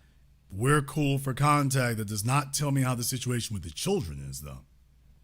Oh, regular contact every other weekend, or school runs. Like I don't know what that means. Regular contact every other weekend. I'm curious what that means. So, all right, I wouldn't say every other weekend. I'll say if I have a free weekend, there not you working. Go. Yeah, there you go. When I'm not working, all right. There you go. I thought it was more like that. There you go. I have contact now. I wonder what contact means. Contact means a weekend, picking up from school runs when I can. Okay, because I'm thinking contact means more like a phone call. Oh, no. In the UK, contact means like parental contact with your child. Okay. Yeah. Well, I will tell you, seeing your kids once or twice a month is a perfect formula for being a stranger. So definitely that will work. And as they get older and develop more independence, just understand the less you're around, the less you're reliable, especially if it's very clear to them that you can't be called for anything. Understand this to all the fellas out there. If you get a reputation or make it clear that if something comes up, call your mama. If they need something right now, you can't drop what you're doing. They need to come deal with mom. All that says to them is don't count on dad for anything. Not don't count on him for a few things. Don't count on him for nothing. Because the odds are overwhelming that he's going to tell you what he can't do. Well, I'm working and we stuck over here. Okay, just remember, kids are only going to hear that once or twice, and then they're going to write you off. They're not going to keep coming back year after year, and they need something, and you're just never available, and you're never the contact person, and you're never reliable. They're not going to do that, especially once they get past the age of 7 or 8. Oh no, when they become adolescents, that ship has sailed. They already know what you can't lie to adolescents. They know they can see you for what you are. They see how it's going down. They know what the deal is. So, fellas, if you want to avoid that kind of situation, number one most important thing is you have to have custody. Even if it's only partial 50-50 custody, you have to have that. Showing up once a month she's got 29 of the days of the month here to turn you into whatever she wants you to be. And kids are not going to judge you by what you're saying and hear your sob stories. All they know is what you've done or what you didn't do. And when you become synonymous with can't depend on him and don't ask him for nothing, well, then don't be surprised when you've left the family tree. I'm still their dad. Yeah, according to that sheet of paper anyway. But if this other fella is over here doing XYZ and you're unreliable, that's the toxic soup. I wouldn't say I'm unreliable. I wonder what they would say. Jason, I think they've said loads of things, to be honest. I wonder how the kids would categorize it with someone other than you asking the question. I wonder what they would say. But then again, let's not play silly. You already know what they would say. Of course. So as far as the daughters are with this dude over here and whatnot, like I say, the one who's 16, she's 16 years old now. She's damn near as old as your woman was when you met her or got her pregnant. I don't know how. I'm not going to go into how old she was when you met her. Just be quiet because I don't want you to sit here and indict yourself. No, but Jason, any it's question, not like that, Jason. She's almost as old as her mom was when she had her. So, like I say, think about that for a few moments. We've left that. You can't bull jive your way through it and give her some bull jive explanation and she just roll with it. She's too old. She's seen too much. She's been without you too many years. She knows what the deal is. You can't pull one over on her. And I'm sorry I worked a lot is not going to compensate for the last decade and a half of not having a father, or at least not having you. So if old boy has stepped in there and he's filling in all those gaps and you're just basically uncompetitive, because there's the real thing that gets you all X'd out is if another fella jumps in and you're just uncompetitive. You're not trying to outcompete him at nothing. It's, oh, hey, bro, you taking care of the kids? Oh, you doing good? Okay. All right, thanks, man. Let me go see about the others over here. Okay, well, you just faded into obscurity.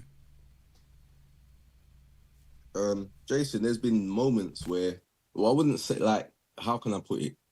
I haven't been absent for 10 years. Let's say maybe the last 3 years I've had to work really hard. Due to financial constraints and stuff. So there's been times where my daughter might have had an argument with her mum, or he's probably tried to have a word with her. She's called me and said, "Oh, Dad, can you talk to the guy? He's getting on my nerves." So I've spoke to him. It's ended a bit heated. And then, we'll fast forward to now and we have a conversation. And I think, why did I have the argument with the guy for if it's just going to be like this? Does that make any sense, Jason? Yeah, that doesn't make any sense at all that you would think that you could question that man to say anything and she's in that man's house. No, she was in her mother's house. So they moved from the guy's house to their own dwelling in Okay, let me try this one more time since clearly you want to be combative about this. Is he paying bills over there? Jason, I don't inquire about the financials at that household. But I think if he wasn't, you would have said no. So let's just stop that. All right. This man's the head of the house. I don't know what makes you think you can sit up here and check the head of the house over there. I don't know what makes you think you can do that. Jason, I put it this way. I'm a realistic person. I didn't want to do it, but it's if my daughter's in distress and she asks for help. But your daughter was not in distress. That's the issue. Your daughter was not in distress. Let's try this a different way because this isn't about how you feel about it or how you're reacting emotionally to it. This is about mathematics. When your daughter called you for that and said that, was her mother on her side or dude's side? They had an argument, so I don't know what side it was, but more than likely she would be on dude's side. Case closed. And you an hour or two away or wherever in the world you are. You're a non-factor. You're not a trump card. The only way you would be is if you're going to let the girl come be with you, and we know that wasn't going to happen. Well, I tried, Jason. I tried. Oh, goodness. Dude, do you really want to start this? Do you really want to try this? Before you do it, y'all always let him talk, Jason. Let him talk me ass for all the short bus children out there. Dude, before you say whatever you're going to say next, let me take a brief moment to remind you, you're talking to Jason Black. Yeah. Stop. Let that stew for just a few seconds. Okay. Percolate. Okay. All right. We're going to let that stew for just a few seconds here before we do anything else. All right, now that we've let that stew for a second, are you sure you want to proceed with what you're about to try to say next? No, thank you, Jason. Okay, I just wanted to find out if we really want to do this, because we all know where this is going to end up at. Yeah. You're trying to save face right now. What I'm saying is that's cute, but that's how you feel. That's not mathematics. Okay. The math is count the number of days in the year that you have spent the entire 24-hour period with your daughter. Mm-hmm. That's what she counting. Yeah. Next, things that we as males discount very easily because we're too busy trying to keep the damn world running. But in your case, trying to run the world. But in any case, think about special days. She got birthdays, school holidays, state holidays. How many of those has she spent with you in the course of a 365-day year? Especially, for example, the birthdays, things like that as a guy, you don't put a whole lot of weight on that. And for her, she's missing her whole princess period. Or worse, she's spending with another man. And now you're just an intruder. So where you are useful, or you can be used, because that's what teenagers start to do, where you can be useful as a trump card on the other fellow over there, she might try that one. But don't mistake that for you having authority. Don't get that mistaken.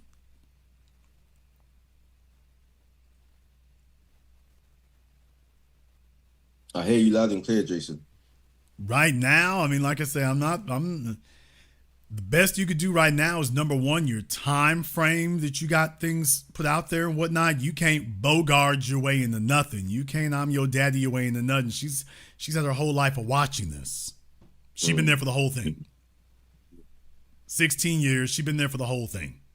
If you have not been there on birthdays and holidays and everything else, and somebody else has, what kind of pull you think you got to step in now and say you want to get that kind of respect? Respect has to be earned. So how are we going to jump in here after all these decades and start making demands on her? We can't. We just got to let things play out, unfortunately. And you're not going to get any help from the mom because Nope. she doesn't consider you to be reliable either. So she can't rely on you. Why in the world would she tell her daughters to do so? As far as dude is concerned, how long they been with this fella, by the way? How long they been together for? 5 years maybe or about- 10 years? Between 5 and 10, Jason. Oh, goodness. I don't know between 5 and 10. So I've never disrespected the guy. He's a stand-up guy. He's doing a lot. Your presence is disrespectful. Of course, I know that, Jason. I never disrespected him. Actually, your presence is disrespectful. Yeah, your presence is the disrespectful part, because as far as he's concerned, if you got hit by a lorry tomorrow, that would make his life a bit easier. Yeah, everybody would rejoice, wouldn't they? Well, I'm not going to say that they should, but I'm just saying, just as a matter of mathematics, it's not like he said, oh, hell, this made things worse. It's that conversation we're not having. And by the way, Jason did say a lorry. So for those of you over there, he said that correctly. He didn't say an 18-wheeler. He said a lorry. All right, there you go. Let's say he's bilingual. But in any case, yeah, I mean, that's not a great place to be. It's one thing for him to think that. It's another thing for the kids to be like, yeah, if something like that happened, what did we lose? The most dangerous thought that your children can have about you as a parent is the parent is gone. Well, it didn't improve my life when he was here, and it won't make it worse now that he's gone. It's simple mathematics. If they can see they're going to lose something, that's where your value comes from. If they're sitting there like, well, it didn't improve it while he was here, and I didn't gain nothing when he was here, and I'm not going to lose nothing when he's gone. It's just another day. The only thing what happened now is instead of him interrupting me 5 times a year with that awkward phone call, or when he does show up once every couple of months, instead of that happening, well, that won't happen anymore. And what I'm saying is you have to be of more consequence than that. Yeah. So this other guy is obviously of consequence. Now, I don't know what he's done or what he hasn't done, but what I do know is, according to you, he has been reliable. He's the guy they see every day. If they need something, he gonna be the first one they call. And it sounds like they trying to pull a little rank as teenagers, and mom might let them give you a call or they just called you because they're dad, but mom is closing ranks with old boy over here. Yeah. At the end of the day. Sorry. At the end of the day, she closing ranks with him. On account of the fact he's the one going to take care of her.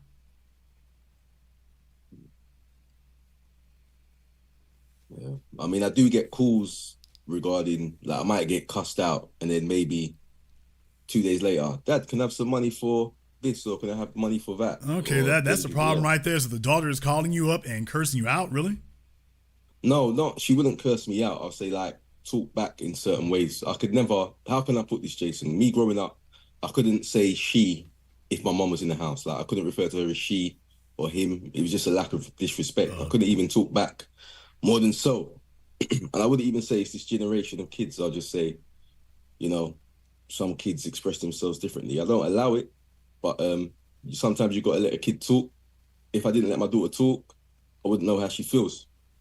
So yeah, she didn't phone me to cuss me out, but when we have an argument or she's a bit disrespectful, she'll still call me 3 days later and ask me for something. Okay. Well, like I say, I mean, if you're just there to fill in gaps, if they need something, you become a friend. You haven't become a father. She does that with her schoolmates. Yeah. And that doesn't mean you have authority, much less respect in that regard. So as a matter of fact, that's a sign of total lack of respect. Of course. Where you just become another guy. Yeah, I've seen it dwindle over a year period, you know. Now I'm just worried about what's going on with the other kids. Because that's the thing right there that concerns me. We're not doing so great here. And he swears things are fine with the other ones, and I'm like, I haven't sworn, but I've said they're very good. They're younger, so the amount of time that I spend with them is more. Yeah. It might be because they're younger, you know. They're not like older and comprehensive of certain things. So I wouldn't say for their age, I'll say ignorance is bliss. But I've just got to sort out what I'm sorting out, you know, handle my business before it handles me, which it has been. So obviously when I've got more time, there's no more constraints on my time. It's more time for the kids, the younger ones. Well, I mean, all that sounds nice and everything, but I don't have a way of being able to document that, and your track record has not been admirable in that regard. So how you do one thing is usually how you do everything, and I think that your priority has been, okay, if somebody look at these kids so I can do the things I need to be doing, and as long as the kids are not setting fire to things like Home Alone 3, then I guess I'm doing everything is going all right for me, as opposed to being a parent. Being a parent is a hassle. Being a parent is an interruption of your time. That's why I don't have kids today, because if you're going to be a parent, you got to be all in. That becomes your life right there. You can't prioritize what you were doing before, not if you're going to be a parent who's worth a damn. Because what you're finding out is the most painful thing that anybody can find out, and I warn people about this. I don't care what kind of person you think you are.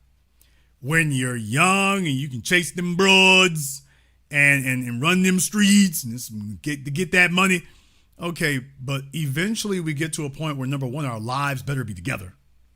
And number two, as the guy said from the first Conan movie, you reach a certain age where the rubies have lost their shine and the gold has lost its luster, and the only thing a man wants is the love of his daughter. Mm. You ain't trying to chase them chicks like that no more. Now you're trying to reflect on your legacy. And that's a hell of a thing to see this walking replication of you who don't really fool with you. Mm. That wasn't just 16 years of her life. That was 16 years of yours. Plus, that is what you leave behind. And that's a hell of a report card to come back with. Yeah, I mean, I gave birth to him, but yeah, they don't really fool with me. Mm. And your story would be, well, I didn't whoop him, beat him. No, you didn't do any of that. You just weren't really there. Mm. And your idea of good enough was not theirs. No. Fellas, if y'all have kids with these chicks, I'm just telling you, if you do not go for custody, at least 50%, what you will do is you will leave them with the mother, and the next thing you know, she winds up raising them. And at some point, you are going to hop your happy ass over there to their house or on that phone, and you are going to get a brutal awakening. And you saying I'm your daddy isn't going to change what they say to you. Because right now she's 16. Dude, in the next year, there will be not a damn thing you can say to her. Nope. Forward thinking, Jason. I've foreseen that already. I'm just like, wow. Because even at this point right now, there is no correcting her. You can't correct somebody when they're certain about what they think. Yeah, it's true. I agree. I don't like the way she's talking. It's like, well, this is the conclusion she's come to. She's not a little kid. She's responding after 16 years of this. So I don't think she's saying you're not her dad. I just think she's saying you're not, you don't have any authority here. Yeah. What you can do is drop some dollars and leave. Mm. So I'm not really going to do a whole lot of management here where that's concerned. You don't have any authority to give. Do not attempt to jump between her and that fella again. Bad, horrendously bad idea. Number one, you wish to send the message to your daughter that you are not a useful utility to be called when she wants to extract something. Running to her aid or running to what you think she wants, you're thinking this, well, if I do something impressive, that will change the way she feels to him. No, it won't. No, it will not. Even if you, quote, check him, you're just doing her bidding. That ain't earning you no points. It's certainly not earning you any respect. So number one, anything that happens between her and him, that is between her and him. If he's not whooping her ass on London Bridge, then that's not your place. You're making assumptions that you have gravity that you simply do not have. It will take time to establish that if you can do it at all, but do not attempt to jump between her and him again. You are outnumbered. You're outmanned by years. You don't have any gravity. You don't have any leverage. It's a fool's errand. Don't fall into her trap that when she wants to play a trump card on him, well, let me see if I can go to dad as the court of appeals because she's still under their roof.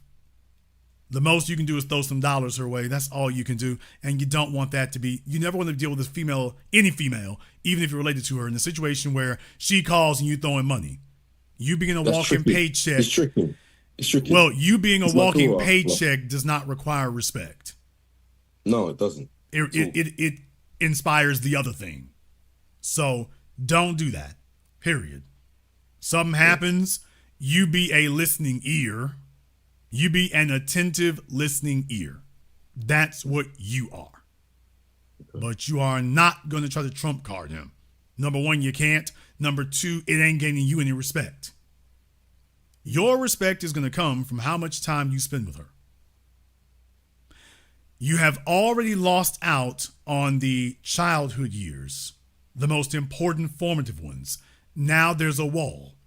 However, there is one more phase of life that she is going to go through, and that is her journey into womanhood. Now, that you can be there for her for. But that will take time because it will take time for her to trust that you know a damn thing you're talking about. that would be the only other area that she would need you for. Hopefully, the new guy is not more adept at that than you are. All things being equal, that would be the only other area. Once she gets to her late 20s, you're a goner. I would recommend you do not let it get that far along. Because you talking about he, she. I'm talking about one day you're going to wake your ass up and she's telling people, yeah, Ryan called today. She won't say it to you. She won't say it to her siblings. She won't say it to her mom. No, she'll say it to her friends. She'll say it to her boyfriend. She'll say it to the social circle that she builds. Not the one that you have access to, the one that she builds herself. She will not refer to you as dad. She'll refer to you, if it gets that far along, it'll be Ryan called today. Y'all take a look over there on Corey Holcomb's program, 5150. Darlene Ortiz refers to her mom as Rosie to this day. Yeah, I've seen that. I think that's really weird. And Darlene's a big woman as well. She's like a grown woman. It's not weird, brother. That's the result of a woman who did not fulfill her motherly duties. Sometimes the kids sit there and accept that, and other times they X you the hell out. Understand something. If your kids are referring to you as Rosie, you better go find somebody to marry quick, fast, and in a hurry who just sniffs your dirty draws. Because if you ever have any sort of difficulty in life, I cannot guarantee you that they will answer that phone, even as their mother. I cannot guarantee you pick up that phone and call them and they will answer it. Because she does not consider herself your daughter anymore. She considers her, I'm Darlene, you Rosie, let's leave it at that.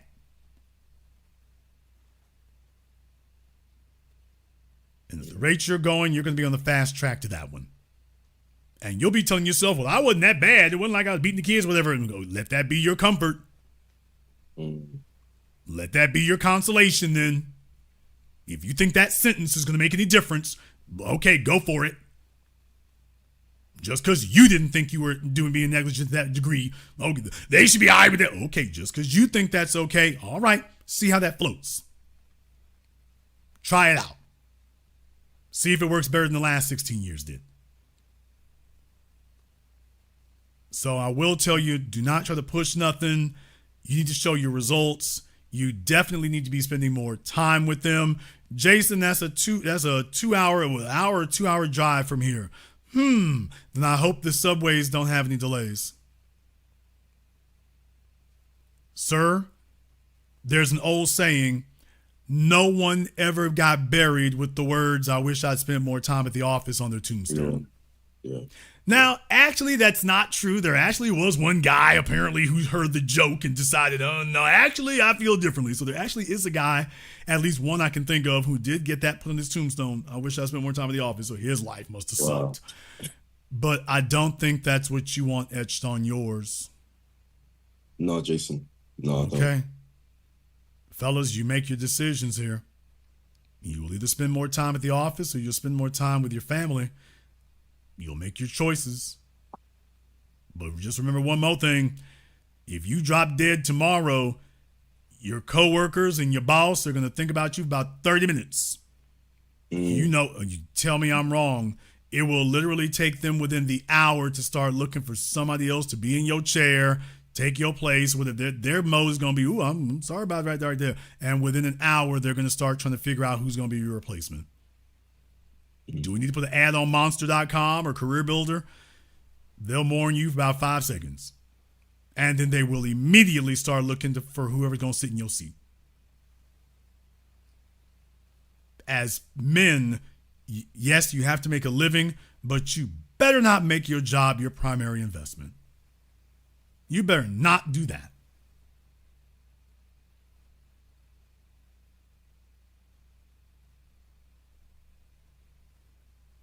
A lot to think about, Jason. Yes, it is. I suggest you get started. Thank you for your time, Jason. Excellent broadcast. I'll be watching. Call me back in 6 months. I will do. Can be very, very tempting to jump in there. On Zoom, Fifth Ward Prince, just stay where you are there for a moment. Let me get caller from area code 310. You're on live with the business. What's your name? Where you calling from? Hey, Jason, this is TG out of Los Angeles. All right, TG out of Los Angeles. What's on your mind? Man, I kind of wanted to talk about a couple of things when I called in tonight, but when you were talking to the last caller, maybe just kind of want to give you a shout out for always telling us single fathers to stay focused on getting custody of our kids. There was a second where I was dragging my feet when she was about 2 or 3, and then some behavioral things started happening. And so I was listening to you at that time. That was probably 5 years ago. And I went and started taking it seriously, filed with the courts, got the 50 custody. She messed up pretty bad, did something. And so now I have full custody. And I'm able to protect her. And so I'm on the other side. Well, I'm looking at, certain fathers who didn't go and, chase that. And now they're having to deal with watching all types of stuff go down, because when you leave her in charge, she's going to take that child and submit to another man, and you don't get no say in that. And it's rough. I got some fellas going through some rough times. So I guess just, big ups to you, Jason. Really appreciate what you do, keeping us aware and understanding what really goes down if you try to step away. It's not it's not like the movie. It gets nasty. No, I mean, here's what happens. What happens is life is what happens while you're making plans. And in your mind, with your perception of it, you're doing what you do in your daily life, and you're not recognizing that years are falling off the calendar. And all they remember, they've living their lives, but they're remembering they don't have a father there, at least not reliable. The other thing that happens is, let's just keep it real, especially if you're having kids with a chick you're not married to. Dudes really want to get back out here in these streets.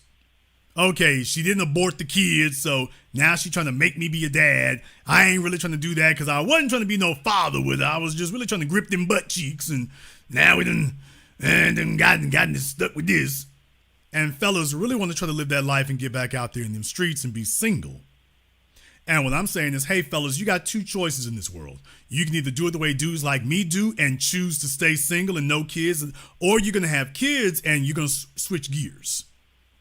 Too many fellas want to sit here and have children, but still be like, ooh, I want to live like y'all single guys with no kids. That doesn't work.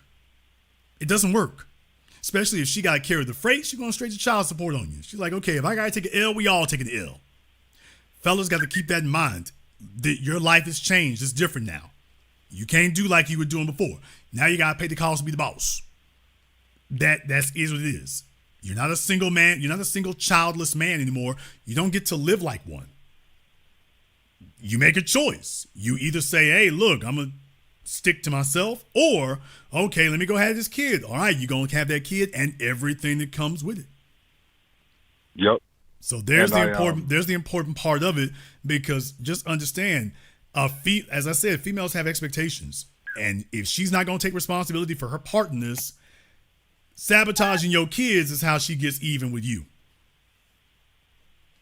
There was a time, Jason, where my daughter was right before she was 2. And this is when I really kicked it into gear. I didn't know how fast the woman would move on. You had already said they'll move on in a heartbeat. Some guy came around willing to pay, put her up in a nice loft in downtown LA, and, paid like 80, 70% of the bills off top. And so to keep him comfortable, she had my daughter calling him Papa. And it took 3-4 years before she referred to me, her own father, as Papa. So if you leave that woman with that child, anything can happen because you're not there. They can reinforce whatever they want. Well, I mean, no. Look, another man is not a man, especially if he's paying for things. He is not going to sit up here and be second fiddle under a roof he's paying for. First order of business will be to X you out. Period. Yep. He's not going to be raising your kids and you have authority. Son, that's a tricky ass gamble.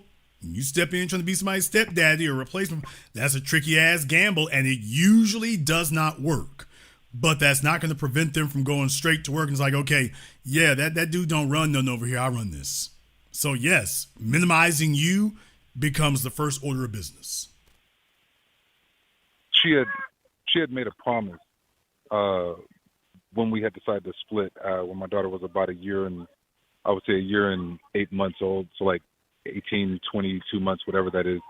And that we would, make sure to keep contact, and that if we ever moved in with anybody, that we would let the other know, that we would always keep a line of communication. Fellas, and as soon as he started okay, pampering, fellas, listen to me. Listen to me. Dudes, y'all, whatever, listen to me. This is female. See, understand something. As I got to go right back to what I just told the fella from London there. I got to give you all the reminder about that loyalty thing. As men, we define loyalty as allegiance. For women, they define loyalty as reliability. Now understand the difference. Now I gave you all the analogy about Aldi when it comes to reliability versus allegiance. Now let's take it from the male perspective. Allegiance versus reliability. All of us were in school and we had to recite the Pledge of Allegiance. Now, when you take office in this country, you also have to do something similar, an oath of office.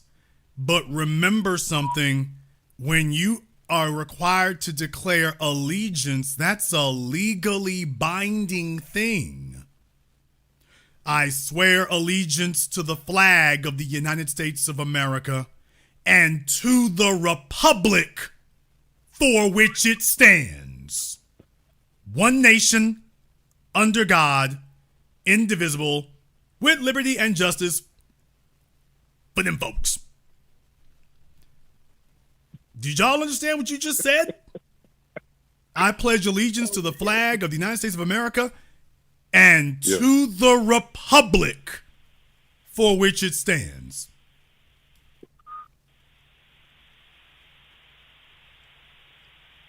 That's what they had you say. When you go into court and they say, do you promise to tell the truth, the whole truth, none but the truth, so help you God? Yes, I do. That's legally binding. In other words, when you say these words to us, we don't expect it to be reliable. We expect allegiance.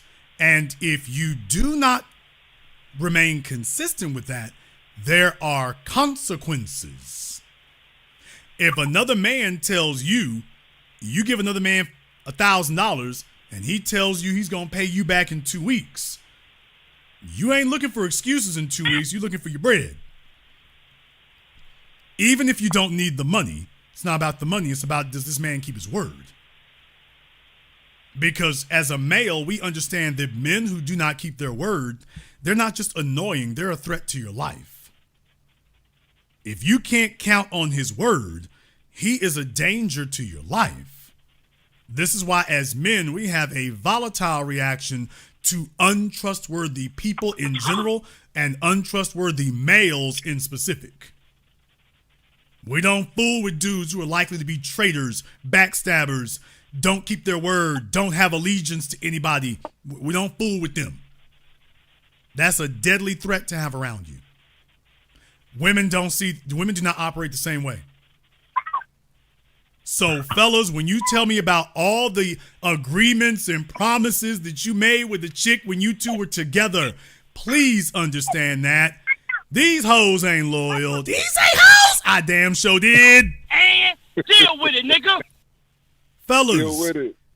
Females universally, they want you to stick by your word. She wants to be able to stick by hers if she's required. The only person they think is required to stand by their word. Oh, that's what the men do. The men need to stick by their word. Women don't think they have to stick by theirs. So all them promises you all made, the pinky ring things, the anniversaries, the keepsakes, nigga, kiss that goodbye. Goodbye. If you are not her dude, that's gone. You can just go ahead and throw all them out there. Unless you have some legally binding agreement that you can walk into a court of law with. But all that other stuff, nigga, that's gone. We ain't gonna do this and we ain't gonna do that. She means that as long as she's still with you. You're like, wait a minute, hold on.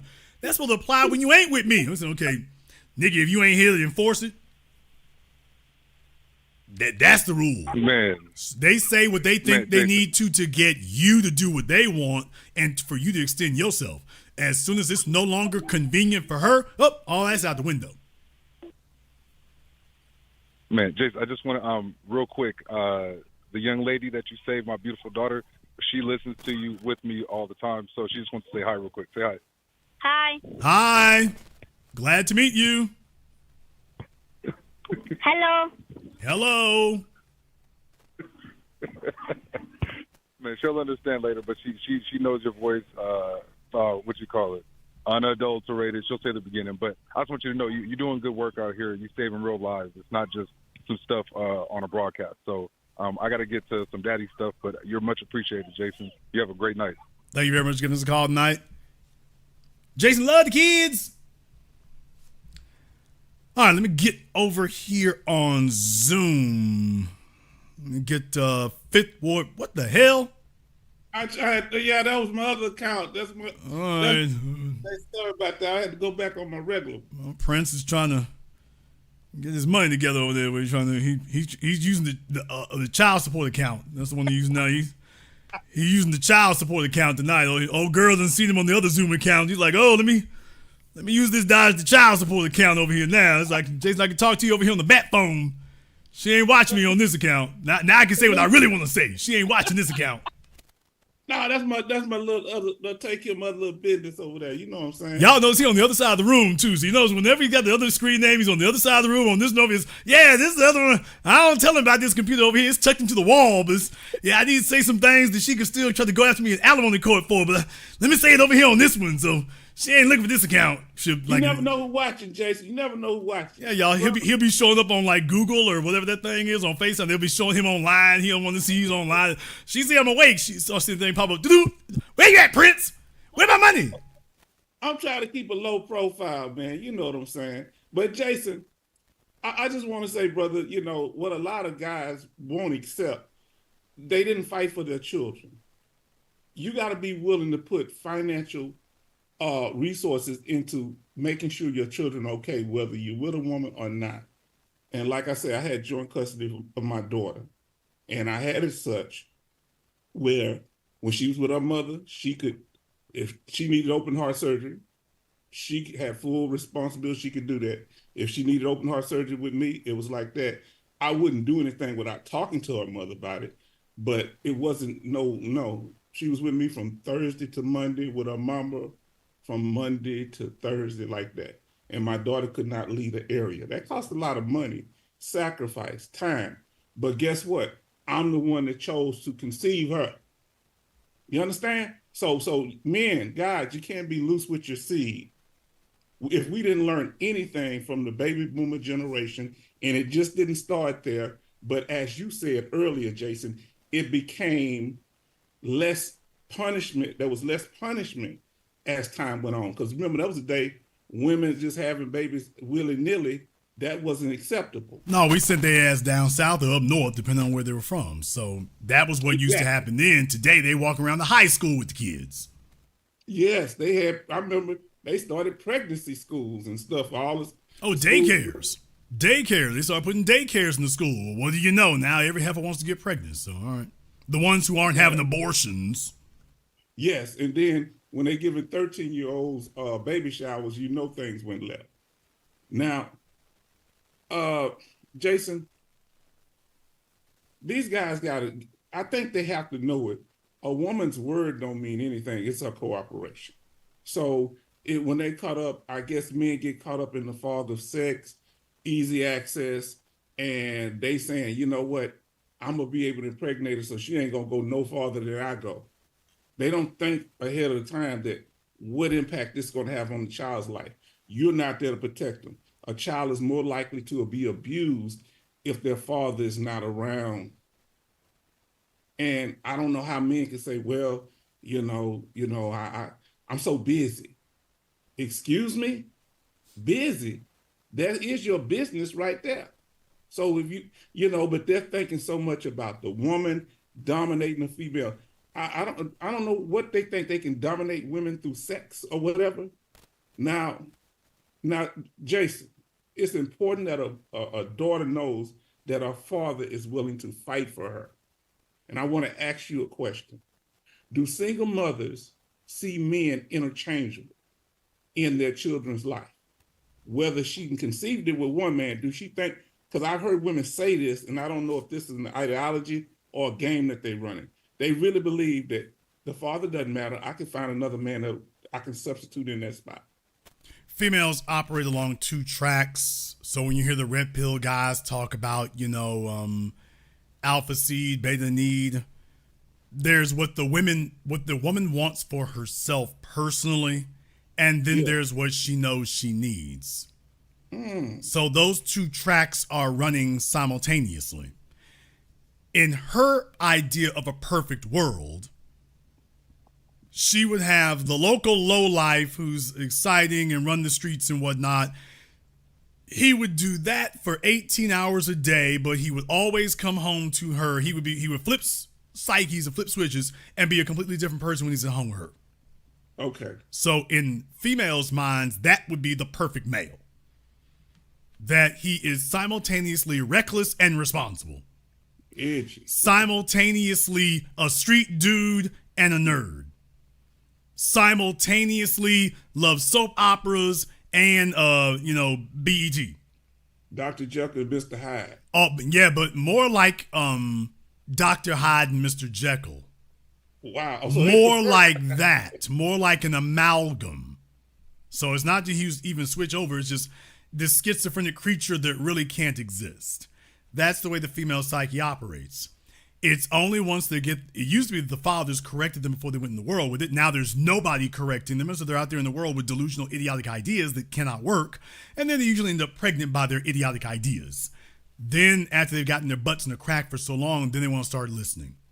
When it's too late to do anything about it. So that's what you're seeing happening now. Ideally, that's the way they would have it. Now, the difference is, for us as men, is men like to deal with hoes and they want Susie Homemaker. The difference is we have no goal of getting hoes pregnant. There's some dummies out there who do. For the female, the relationship is not cemented until she gets a ring or a baby. For us as men, we can spend the rest of our lives with you like this and be fine. No kids, no marriage. We can spend the rest of our lives with you and be fine. Females understand that they don't operate that way. Or at least that's not the prime position for her. She has the most leverage when she's able to get a kid or a baby. So she gets to work on that. And as men, we run the other direction because, I can't run these streets as free as I was if I'm married or got a kid. So her goal becomes to lock you down and your goal is to be running around. We'll see who wins. And or get you that 10 years, that 10-year mark. They'll try to get you locked in. Now, Jason, I asked you this on a personal level, and I want to ask you, according to the Black Book, what obligation does a producer have to another man's offspring? None. You might get canceled, Jason. Okay, well, get to canceling. But no, we don't have any obligation except to us and ours. That's all we got an obligation to. I myself, I have a very firm rule.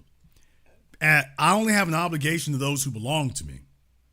As a female, if I ever called you and you did not answer, you don't belong to me anymore.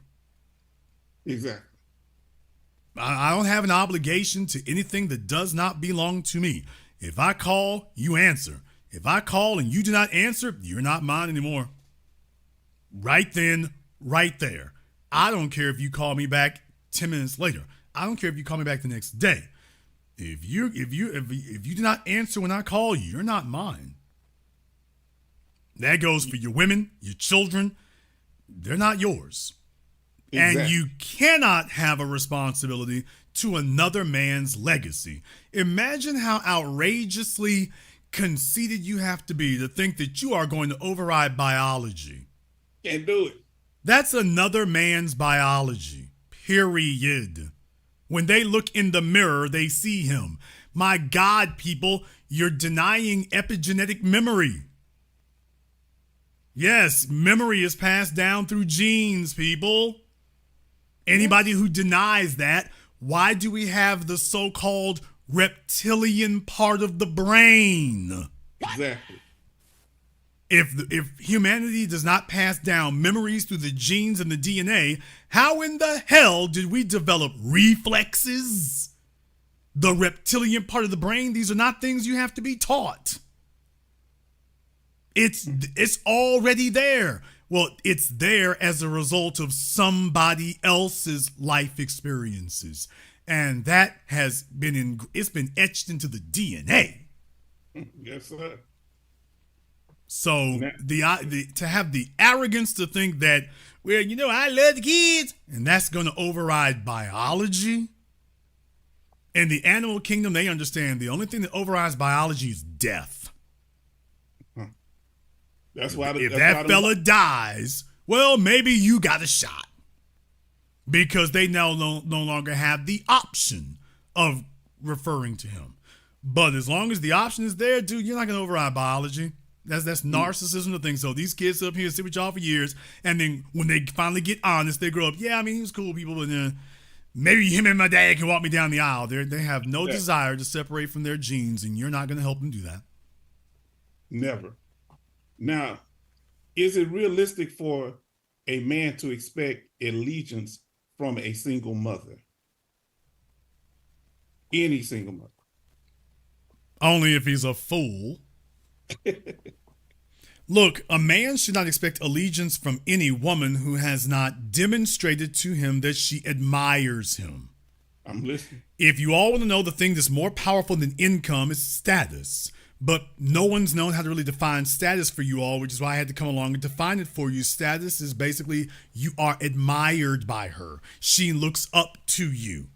Usually because she sees that other people do. But the bottom line is, if your woman does not admire you, look up to you, you are a star and a celebrity in her life. If that's not you, she's still got her options open.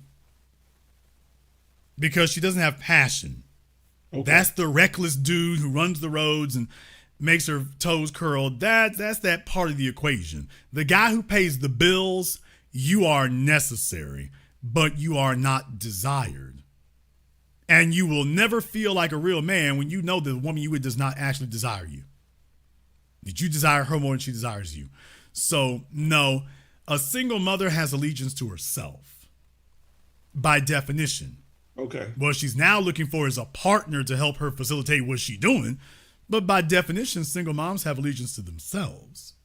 Her job is to fool you into thinking that you're doing something slick and you're special. But, I mean, if she's honest, I got allegiance to me. And it's true because, like the sad sack I was referring to earlier, the second that you try to discipline them kids, she's going to show you what you're not. Quickly. And Jason, let me ask you, when it comes to the psychology of these guys that want to run behind a producer and be with a woman that they've been with, I see it like trying to, I don't know if they be imagining when they're with the woman, it's like being in a presidential suite. It's like, wow, I've been somewhere that this guy has been. What do you think about that? What do you? I know it's moist, it's really weird. But I get the impression that maybe they're even fantasizing. Oh, I'm in a place where this guy was. What is that all about? I've never really talked to none of these niggas to find out why they do that. Because like I said, I mean, I can name for you fellas right now. I can name dudes for you right now that literally them thinking I was with a certain chick made them want to be with her all that much more. And I'm like, this is just really, really bizarre, dude. So I can't tell you exactly what's fueling it. I can only tell you what I suspect is. But what I think it's just a situation of, I think you gave a good analogy there. Is that a luxury suite? And it's just like, okay, well, it must be valuable. And he doesn't have any other options. He doesn't present anything else a person would want. So maybe he'll get lucky and get your leftovers. And for him, that will be an upgrade. So you got dudes out here operating like females now. Okay. Because you and I would not be surprised if a female does that. Yes. A female is trying to take a dude that another female been with. Well, that's how females operate. Now you got dudes doing it. Unless it's that single mother You know, they got their single mother mindset. That's the only thing I could see. The feminine energy is strong in this one. I'll let you have the last word. Jason, what in the world from Sierra, you know, to this the woman is on this broadcast that they were talking. What is the allure of a single mother to these guys? Is it just easy access to sex? You know, and I know you said it has something to do with the fact that they may not have many options. But what is the thing? Because we need to break this, because men need to get back on code. Single moms look for a specific type of guy. They look for a guy who doesn't have a bunch of options. They look for a guy who not used to having any access to anything. He'll either be a pookie or he'll be a professional alpha. Yes. The great peril with being a professional alpha is that you will develop professional skills, but your interpersonal skills will be pathetic. Her job is to try to convince you that you really got on the ball personal skills, and you've done so great that you were even able to attract the greatness that is her. Without her, you realizing, dude, you're awkward, you're uncharismatic, you're short, you got funny looking, your eyes going both directions. You know, it's just you're not really a hot ticket. But the real reason why they can get in is because most of these guys, what I've noticed is that they're isolated. Okay. So it's not like he has anybody else to talk to. So these are guys, if they're just off in their books, they're isolated. If they're off in their job, they're isolated. She shows up and she's really his only frame of reference. So whatever she says, he believes it. Because there isn't really anything else going on. Whereas a man who actually has options and is entertaining those options at the same time, he's got something to compare it to. Now he's able to determine whether or not what he's seeing is authentic or not, or whether it matches up with what he feels. But generally speaking, they go look for a guy who's isolated. Case in point, most single moms go looking for a guy with no kids. Every time. They will be that and tell you, I don't want a fellow with kids. She got 5 of them. I don't want a fellow with kids.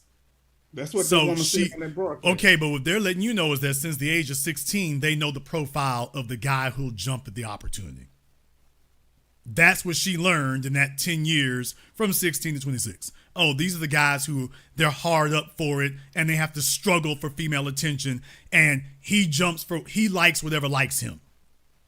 He doesn't actually get to discriminate. He likes whatever likes him. And that's the way that goes. So they don't see it coming because they don't have experience. And the really dangerous part of it is they're very easily fooled. Yes. They are very easily fooled. They don't deal with women. They may deal with men, and even then only at a professional level, not a personal level. They don't deal with women, so a woman sitting there obviously deceiving him doesn't register. He can't see it. He doesn't recognize it. He doesn't know what it looks like until it's over. Then he's got a frame of reference for it. Why don't they deal with the men, Jason? What is their reluctance of a Russell Wilson? Why do they feel isolated from men? Do they feel that they're inadequate to men? No, the bookworm part of it, they developed outside of males. Okay. So if he's a bookworm, he didn't develop among men, he developed with books.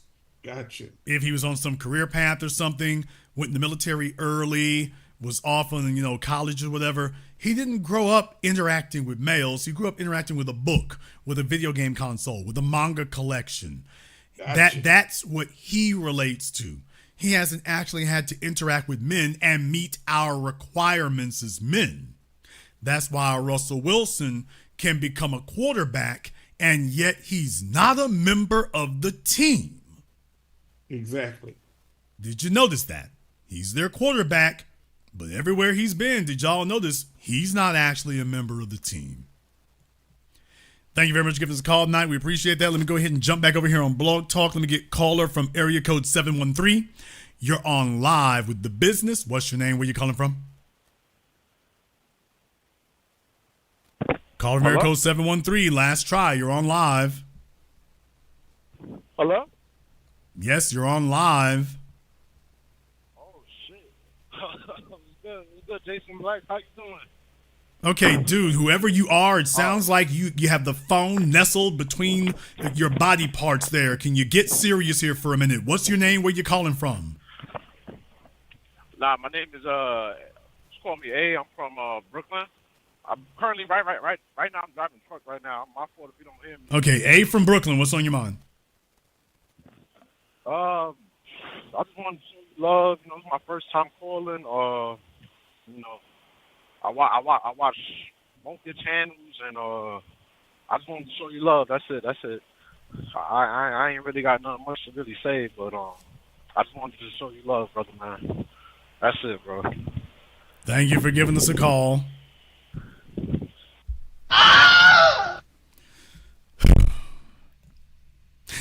Speaking of which, for that call right there, by the way, speaking of which, this just reminded me of something. You know, it's really a weird thing. It's really a weird thing when you have these dudes who they're sexually attracted to women only after they think she's been with you. And some of you in the chat room were observing this. It's like wanting to wear your clothes.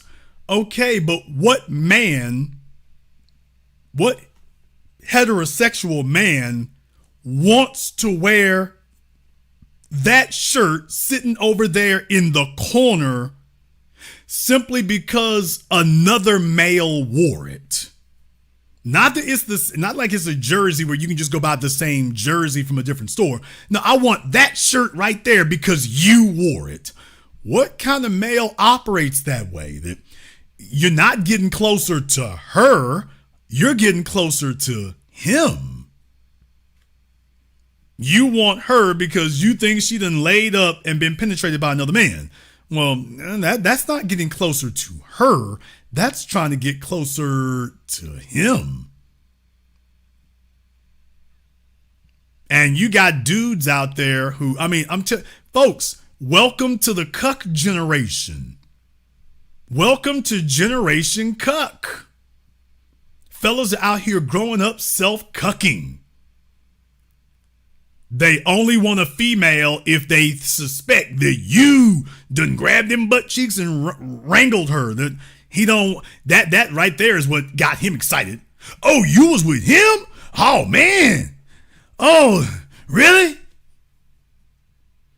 Next thing you know, he's lighting up the DMs and he's calling and everything else. And fellas are operating like that out here right now. That's literally what's going on today. Make of that what you will. Women do that, but I don't know if women do that for women do that for men's stuff. I don't think you got another chick who's like, I want to wear the dress that you were wearing. I mean, there's some chicks out there might do that, but only if it's like a one of a kind. But she's not saying, I want to wear that dress that you're wearing because I think another man had sex with you in it. Hey, you know what? I think that dude hiked up your dress and had sex with you in it. I really want to wear that dress now. No. I don't think they're saying that to you. If she is, she don't really want the dude. Call from area code 630. You're on live with The Business. What's your name? Where you calling from? Hi, Jason. This is Nick from Chicago by way of Houston. All right, Nick from Chicago. What's on your mind? Yeah, two different comments. One on the mindset of the guy that wants to be with a woman that's already been with another guy, and what you just talked about. And then the other one from the mindset of I almost was with becoming a stepdad. So I'm going to start in reverse with the last one. So there's been guys that have followed up behind me with some people, and they told me later it is hella awkward and hella cringe. And I've had the misfortune of actually asking them, well, two of the guys, why did they do that? And from the one guy, it just got really weird and felt like LBGT vibes. We were in the room and he started sweating. So I left. Not even gonna hold you on that one. That was very, very weird. Whatever he was talking about, saying, well, she came up to me and said some stuff, and I remember you two guys were dating. that was very weird. So I would say there's probably some of that energy in there. If they can't get with the dude, they're going to get with the closest thing next. And the other one was, it's like the dude feels like he's getting a victory over the guy by being with the woman. If he can't steal the woman directly, just having her as a leftover, it feels like he's won. That's the two mindsets that I've gotten from some of the guys that have told me that. And like, they voluntarily said it. Like, I wouldn't have known otherwise, with the exception, I think one chick had told me. But other than that, anytime I heard it, it was the guys that just voluntarily, Nick, you know this thing? And I'm like, huh? Like, I would have forgot about it. I'm like, it's happened before. I really didn't care, but I did ask. So those are those two. And then getting back to, I was almost a stepdad. I think I kind of fell. I was down at a bad financial point of my life, and I used to be a lot more quiet, I would say, when it came down to women, because I got raised in a broken family anyway. Yeah, I mean, if your options are low and into. you're in a vulnerable position, I mean, women can see when you're vulnerable. And if her options are low, she's like, okay, you don't realize, you think you being slick picking the low-hanging fruit with her. And she's like, you don't realize you're the low-hanging fruit. And if I can sit up here and weasel my way in here, next thing I know, I got a saddle on your back. And when you do rebound, I'm coming up with you. And she kind of cost me a lot of money, some millions that I could have made. So I think I subconsciously, while I was with her, sabotaged a whole bunch of stuff after that. Like, I think you had a broadcast before where you said when a guy's with a woman, he doesn't feel like he's all the way down with or something. He kind of just starts to say, yeah, you know what? I'm just not going to level up. And I can admit I became into that area, because as soon as we were together, my life took a complete 180 and just started taking off. But while I was with her, it started to go up because I was down and out from a financial point. I put up with some stuff until that point happened. And then she told me the phrase that you said before, where you said the woman was either say it in her head or out loud. I don't forget what you said. But she said, if this was before I had my son, I would have never been with you. And I never forgot that moment when she said that. What happened? You made her angry, you made her upset, and finally the real thing came out. Yep. She said, I would have never been with a person like you. Actually, that was the exact thing. I would have never been with a person like you. And I instantly understood that, and I started backing away from there. It was those two. They happened pretty quickly with each other. I was still there because, it's easy access. Well, that's what I was going to ask you. How long had you been with her before that happened?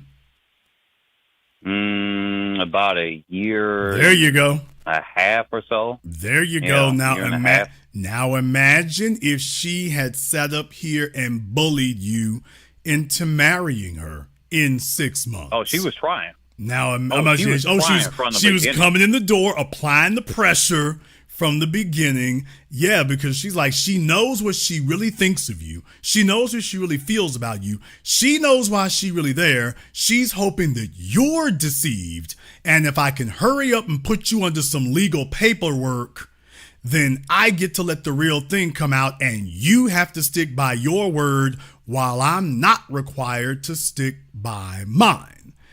So fellas, you can't be fake that long. You give it 2 or 3 years, the real thing is going to show itself. You give it 6 months, she can be fake for 6 months. She can't be fake for 2 years, especially if you're putting her through her paces and requiring her to sacrifice. She got to put skin in the game. She can't be fake for 2 years. She can't be fake for 2 straight years. You're going to see cracks. She's going to start cracking, and you're going to start seeing a slip up. Every once in a while, something going to slip out. It's like, wait a minute, now that's out of character for you. It's like, oh, no, that's the real thing. She's having trouble keeping that fake face up. You did something. She's been doing it for so long, the pressure is starting to crack her, and now she can't hold it consistently. Schizophrenic. If you give him time, the real thing is he's going to start to crack, and the real thing will start seeping its way through. Slowly at first, and then eventually she's going to be like, okay, this is taking too damn long. Look, I never liked your ass no way. it becomes that. This is Yep. this is just taking too long. All right, screw you. This is taking too long. And she grabs her kids, and the way she goes, y'all fellas, I see this all the time with you guys. I see it all the time.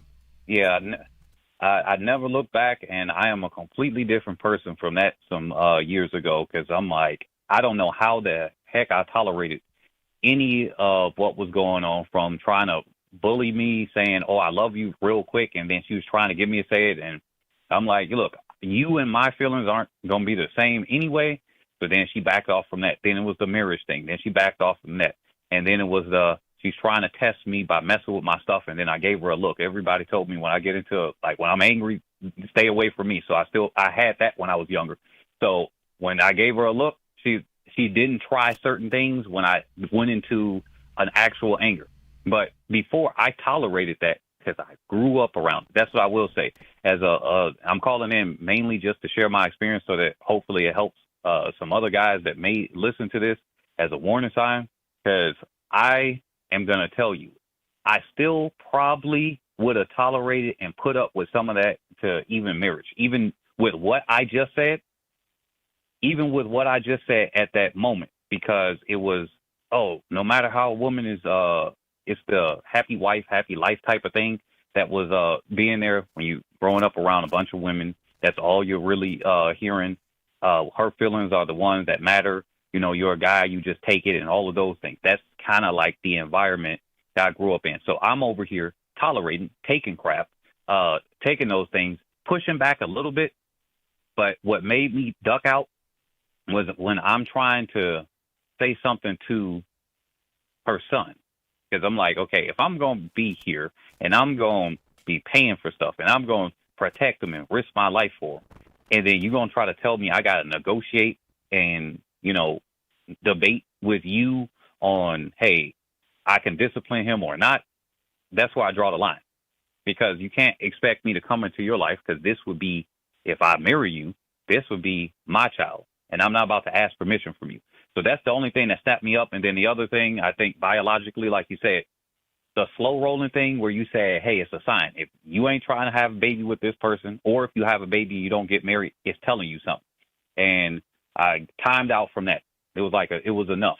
If she had a daughter, probably I wouldn't have felt as offended, but from a boy and me saying, hey, I see myself in that boy and I see how she's doing all of this, like emasculating things. And I'm like, hey, no, he shouldn't be doing that.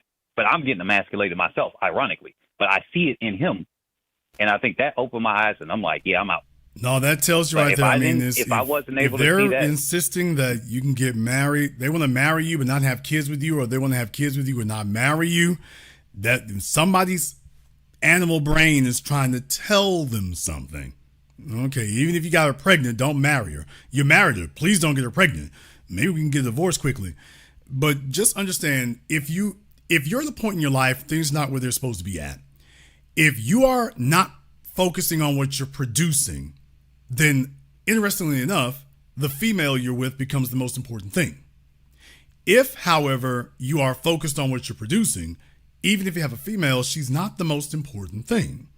So the real thing I notice with fellas is being in a financially and socially compromised position makes it real easy for your life to be hijacked by a female who's sitting there watching and witnessing and realizing, yeah, he ain't on his square. Thank you very much for giving us a call tonight. Let me get caller from area code 774. You're on live with The Business. What's your name? Where you calling from? Hey, how's it going? It's L from Boston. All right, L from Boston. What's on your mind? Just hanging in there. I appreciate your broadcast. I just wanted to let you know I totally agree with everything you were saying, because I actually grew up with two stepfathers in the house. One who my mother married, and the other one is who my grandmother married. And we all grew up, I grew up on the second floor, they grew up on the first floor, and it was just chaos all the time, arguments, and pretty much I seen how the women were always in charge. Well, I mean, because the fellows were there to serve a function. She's not with you because she has a passion for you. She's not with you because that's what she's been looking for. She's not with you because she admires you. She's with you because she's in the crack and she needs you. Yeah, and I seen that to the point where my grandmother, she's the one who actually advised my mom to marry my stepfather. There you go. Who was from Trinidad, actually. Yeah, it's like, look here, we need to pay. We got this nigga got some benefits. We patched some bills together, and the male who falls for that or walks into that, just understand you will have her presence when you can, but you will not have her respect. You won't have that. Yep. Because if you were dumb enough to fall for it, here's the way females think. Ladies, I gotta read the mail. Women, when they watch a man do simpish things, they'll let him do it, just like men do with hoes. We'll let a hoe sit up here and hoe herself out all we want to, but we don't feel sorry for her for doing it. We're just like, hey, you was hoeing. I was buying when you was selling. It is what it is. Females operate the same way. If you're a guy who's just patching together holes, you're a simp and a sucker, and you fell for it, she doesn't feel sorry for you for falling for it. Matter of fact, she feels like, hey, your money and resources and time were better spent with me than someone else anyway. You didn't know what to do with it anyway. And that's the way that women feel, period. Yeah, and even when I was a kid, my mom, she worked second shift, and it would be me and my stepdad at the house, and then I'd be in my room, he'd be watching his movies or whatever. There was never no eating dinner at the family table. There was always like my space, your space, and that's it. Yeah, because he didn't come there for you. The real problem is no man meets a woman saying, damn, I hope she got 4 kids by 4 different niggas. What? Well, no man has ever sat up here with a female and said, I hope she got kids by a bunch of dudes. I can't wait to take care of a bunch of dudes' kids. No, he wants her, and you're just kind of an obligation as a part of it. But that's the way that goes. Thank you very much for giving us a call tonight. Let me get over here on Zoom. Let me see if I can grab Nola over here on Zoom. There you go. All right, Nola, what's on your mind?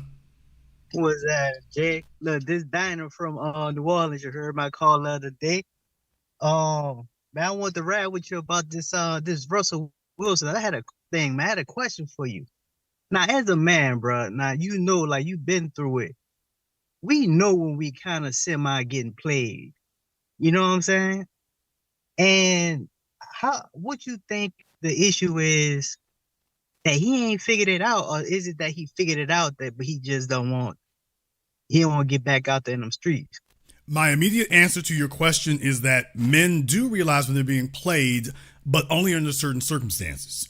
Generally speaking, we recognize we're being played either because we were taught by somebody else what getting played looks like, or because of our experiences. If you don't have either one of those, you're flying blind. Russell Wilson was raised in a religious household. He's been socially and emotionally sheltered. He ain't been out seen very much. He's only really been with a couple of women in his whole life. And now he has met a particularly cunning, calculating one without a bunch of female experiences to actually be able to navigate this. Add to the fact that we all very strongly suspect that there's a fanboy factor. That he's a fan of Ciara. He saw her years ago, and she was the kind of chick he could never hope to be with. And oh gosh, golly gee, there she is now. Oh man, she really does want me. See, nice guys do win. As long as you're willing to take Future's leftovers. As long as you're willing to dismiss all of that.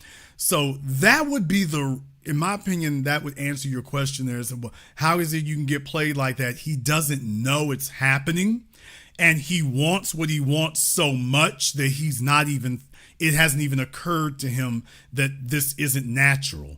It feels, I guess what I'm trying to say is that all of this feels natural to him. Okay. And because this is what he's always wanted, and it feels natural to him. Of course she should be here. Of course I should be with Ciara. Of course Ciara should want to be with me. He doesn't even have a frame of reference or life experiences that would tell him, dude, she doesn't want to be with you. Well, of course she wants to be with me. She came to me. She asked. No, you're here to patch together some holes because she doesn't have any better options, and you were the best thing going. You're just jealous. That's the problem. All right. Okay. How many females you dealt with? 2. Okay. So when you consider that, think about yourself and your life experiences. It was probably 3 or 4 females who drug you through the mud, and that knocked that naivete out of you. You might have been naive before them. It's like, okay, she showed you how to get unnaive 2 or 3 of them showed you how to get unnaive really damn quick. Nobody ever had to tell you again what could happen. You're like, oh, I know, I've been there. Now you believe it. Right. Now imagine being a guy who's been sheltered and put off in the NFL, and females tell you whatever you want to hear, and you've kept yourself, you only had like 2 or 3 of them. Now you done met this man eater. She sees your ass coming from a mile away. But he dropped 2 kids in already, man. That little fanboy shit gotta go at some point, don't you think? I think we're up to 3 now. She got like 4 kids, so I don't think we're up to 3 now. So he just been staying doing. No, in his mind, he's doing what he's supposed to be doing. In his mind, back we were talking about here before, he is erasing Future. In his mind. Well, okay, but y'all are ragging me because you talking about the kids she had by Future. Well, she done had 3 by me. That's the calculus he's making. Y'all are ragging me about the 1 kid she had by Future. She done had 3 by me. So that means I outweigh Future because 3 is greater than 1. That's the math he's making, sir. Yeah, he gotta, well, I ain't gonna say he got to, because I guess he gonna find out when she hit him with them papers, you heard me? But Future winning, because Future is in, just like you meant, like you be telling your stories about like the chicks that, about to try to run you over and, showing up at the crib unannounced, you dig? Now, when out of all of his baby mamas, even though they wasn't famous or nothing, I think Sierra was like the craziest one, to where I think she either lost or almost lost in court. Now, if Future is so much of a big, bad drug dealer and a court's about to grant him, like side with him, she got to be crazy as cat shit. 90 seconds. But the fact that she was going that crazy, Russell, in my opinion, like you said, Russell should have looked at it like, well, I told you don't worry about the child support. Why are you still going crazy and talking about this man? You know what I'm saying? Like, he does not have enough life experiences. That's what I'm saying. If you dealt with a number of females and you have a wealth of experiences, both positive and negative, then you would understand that. You don't want to be with women that all you have are negative experiences. You don't want to be with just a number of bad experiences. But you also don't want to have nothing but, quote, good experiences, because at worst, you will be unprepared for a man eater. At best, what you've been doing works, but you can't tell us why it works. So are you really good, or are you just lucky? And do you want to go through life depending on luck? So in his case, no, to him, it's all fitting because this is what he wants. And she knows that's what he wants to see. When you hear a woman who is afraid about her exes or is avoiding them or keeps bringing them up, you know that's a problem. But that's because you've had enough experiences to know. He has not. I showed y'all a couple of years ago when they were at that concert where Future walks up on stage and they walk out. That's not good. Nah. You and I both know, no matter what the circumstances were, okay, Drake is there and next thing you know, Future comes out. We supposed to G up. We supposed to G up. It's like, wait a minute, I paid to get in here with every damn body else. How dare he gonna come on the stage and I gotta leave? No. I can stay here and he can leave, but I paid to get up in. That's it. I came here for a reason. He shows up and y'all leave. That's not a good sign. And wasn't she leading him out? Like, wasn't she in the front and Russell was in the, like, wasn't she like pulling him to like leave? She certainly shouldn't have been any old kind of way about it, because I'm like, okay, who triggered that response? I don't know who triggered it. Whether she was in front of him or not, I don't know who triggered that response. I'm just saying that's not good. Right. We have equal. It would be different if y'all showed up there by accident. You weren't there accidentally. Y'all were supposed to be there. You paid to be there. This man shows up and we gotta leave? Why do we have to leave? I don't want to be seeing him. So he's still triggering you like that? Right. Okay. Right. Whoa. He still triggers you like that? Really? Right. So really? He got that. He imprinted on you that much to where the sight of him throws the emotion in you. Well, I'm losing at that point. Fuck, you ain't mine. You still his. Let me go ahead and give you all an analogy here, a comparison to it, okay? Kanye West, now that I said that, y'all know where it's going. When do we all feel that Kanye was at his weakest?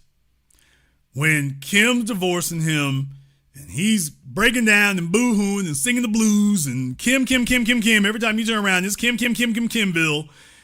Every time you turn around, he's publicly saying things. He's publicly at her house. He's looking over the fence. He's doing all that stuff. She's just sitting there saying, oh, poor Kanye. She's just sitting there all stoic. It's just like he's making a fool of him. Poor Kanye. That was him at his weakest and her at her strongest. What's the worst that could have happened that night? The worst that could have happened that night is Future get up on the stage and throw some diss lines at Russell. But if Ciara is sitting there just stoic, she is unfazed. She's like, this guy still wants me. Do you see why he's just still after me? Everybody, that's what everybody's response would have been. Future is desperate. Future is doing this, that, and the other. Everybody says, Ray J, same thing with him. He's all desperate. You making whole songs and everything. This woman has moved on with this man. You making whole songs. You look weak. She looks strong. If that was the way they would have handled that night, we'd have a whole different reaction. We see this occur. It's like, whoa, y'all are the ones leaving? Oh, I see who's in charge. I see who's in charge. And what I'm saying is, I think that's what motivates them other things. Okay, here you are showing up and you going out football practicing with Future's son. Yeah, that was lame. I'm just saying, what the hell makes you think this is going to turn out well? Like, you think tripling the investment is number one, bothering him, and number two, going to erase him? It doesn't work that way. And the only person who's winning on both counts is Ciara. She's the only one winning on both counts. Future is still, I don't think he really wants to be with her like that, but he likes getting views and messing with her, does that. And then you got Russell sitting over here just going all out. And one last thing, let me go ahead and, for those of you who joined us late, on your screens there, when you see Ciara running around with La Anthony of all people. You know it's going down. Ciara running around with La Anthony of all people. Okay. Tell me, 40-something years old, your chick is not hanging with married women. She hanging with La. Chicks who still out here in these streets and still doing and still looking to get picked up. Okay, you don't see this coming together? You don't see that happening? Okay. And you know what's crazy? Like you was talking about like the stepchildren thing. Boy, Russell probably blow his fucking brain. Excuse me. He probably blow his brains out when little Future grow up and be nothing like him. Just like basically just tell him like, boy, I don't respect you type shit. Like say for instance, a divorce happened, and then Ciara prompted the little boy to make a diss song about Russell. Boy, you might have to look out for him. Dog. Listen to me. Brains out. When Future Jr. gets to high school, do you think the girls are going to say, oh, you're Russell Wilson's stepson? No, sir. Or do you think the girls are going to pick up their iPhones playing the latest Future song and be saying, oh, you Future's son? What do you think he going to gravitate to when that happens? That my daddy, real daddy, has that much power to kids my age is pulling up his songs just to get my attention type of shit. Like that's power, bro. Like, yeah. You don't think these things through. You don't project them through. I'm like, that boy has been sitting up there with his mama sitting up here pretending. Even her Instagram shows that she's still Team Future. But what do you think's going to happen when that boy is old enough to go to high school and the girls in his class are playing Future's music? You think they're going to identify him as your stepson, or do you think they're going to identify him as Future's son? And at that point right there, it's going to be like Bronny and LeBron.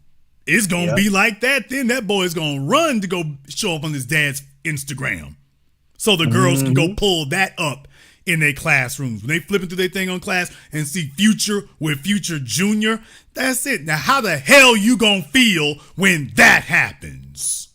You done start being, quote, raised this boy, and then one day he's going to be standing next to this dude and be preferring to stand next to him. How the hell you going to feel about that? Not to mention it. Don't say if Future get a hold of him too. Get that boy a stylist and have him. Oh man, Russell gonna be like, "What did I do?" You ain't gonna outswag Future. Russell Wilson will never outswag Future. It's not physically possible. Look, Jay, he gonna get him with that clothing line. He gonna try to buy him the good guy clothing line for Christmas. Man, that boy gonna have that in the back of the closet. You heard me? Giving him skinny jeans and them fucking Louis Vuitton shoes. He gonna be Futured out. He gonna wish he gonna be bothering little Future so much to wear his clothes. It ain't gonna go like that, bro. I mean, didn't Future do a damn song here with Kendrick a little bit ago when they were dissing Drake? I want to say, think about that for a few moments. He in the middle of the biggest damn rap scene that we've seen in 20 years. Think about that for a moment. Now, he's already got a star-studded career. He's already got a great career. At any time, Future can jump up and be in the middle of whatever's hot. He stays hot. He gonna be hot for at least another 5 years, and his son gonna be right there for it. And Russell gonna be, dude, you're not gonna outweigh that. I don't care how much Ciara tried to dress doll you up. You ain't gonna outweigh that. And when that happens, mark my words, that's gonna occur. It's gonna happen. It will. Yeah, and that's what that's the thing too. Like, man, when you was showing all that stuff first happened with him, and you was showing those pictures about how he was dressing before and then afterwards, like you say, he even looks uncomfortable in it. You know what I'm saying? Shoulders tight, not relaxed type thing. Like he's like, man, these clothes itching on me, bro. I need my button down. Like I need my cardigan sweaters. You heard me? Like this leather ain't feeling right on my skin. You dig? Yeah, I'm showing them on the screen right here. This is the real Russell Wilson, not that damn monkey suit she had him in. He doesn't even look comfortable wearing black or silk. Certainly not gold chains and shades, nigga. She's trying to dress you up as the nigga she wishes you were and wishes she could be with. But this is the real you, and it's nothing like her. Nothing. At some point, when you've outlived your usefulness, the real thing's gonna come out. And here's the killing part, though. The same chicks who were sitting up here cheering before, they're gonna be cheering Ciara for divorcing him, and say, "Oh well, we don't know what happened here, but y'all don't know. Maybe he was abusive, maybe he was lame." So the same chicks cheering him now. You know how this goes, bro. They're gonna be the first ones talking about he was lame and he wasn't no good. And oh well, that's what they'll be saying. He was holding her career back, but you was cheering when he bought all her masters. Like, it's a double-edged sword. Like, he ain't gonna win for losing. That's why I say, like, that dude might have to go on the psych watch.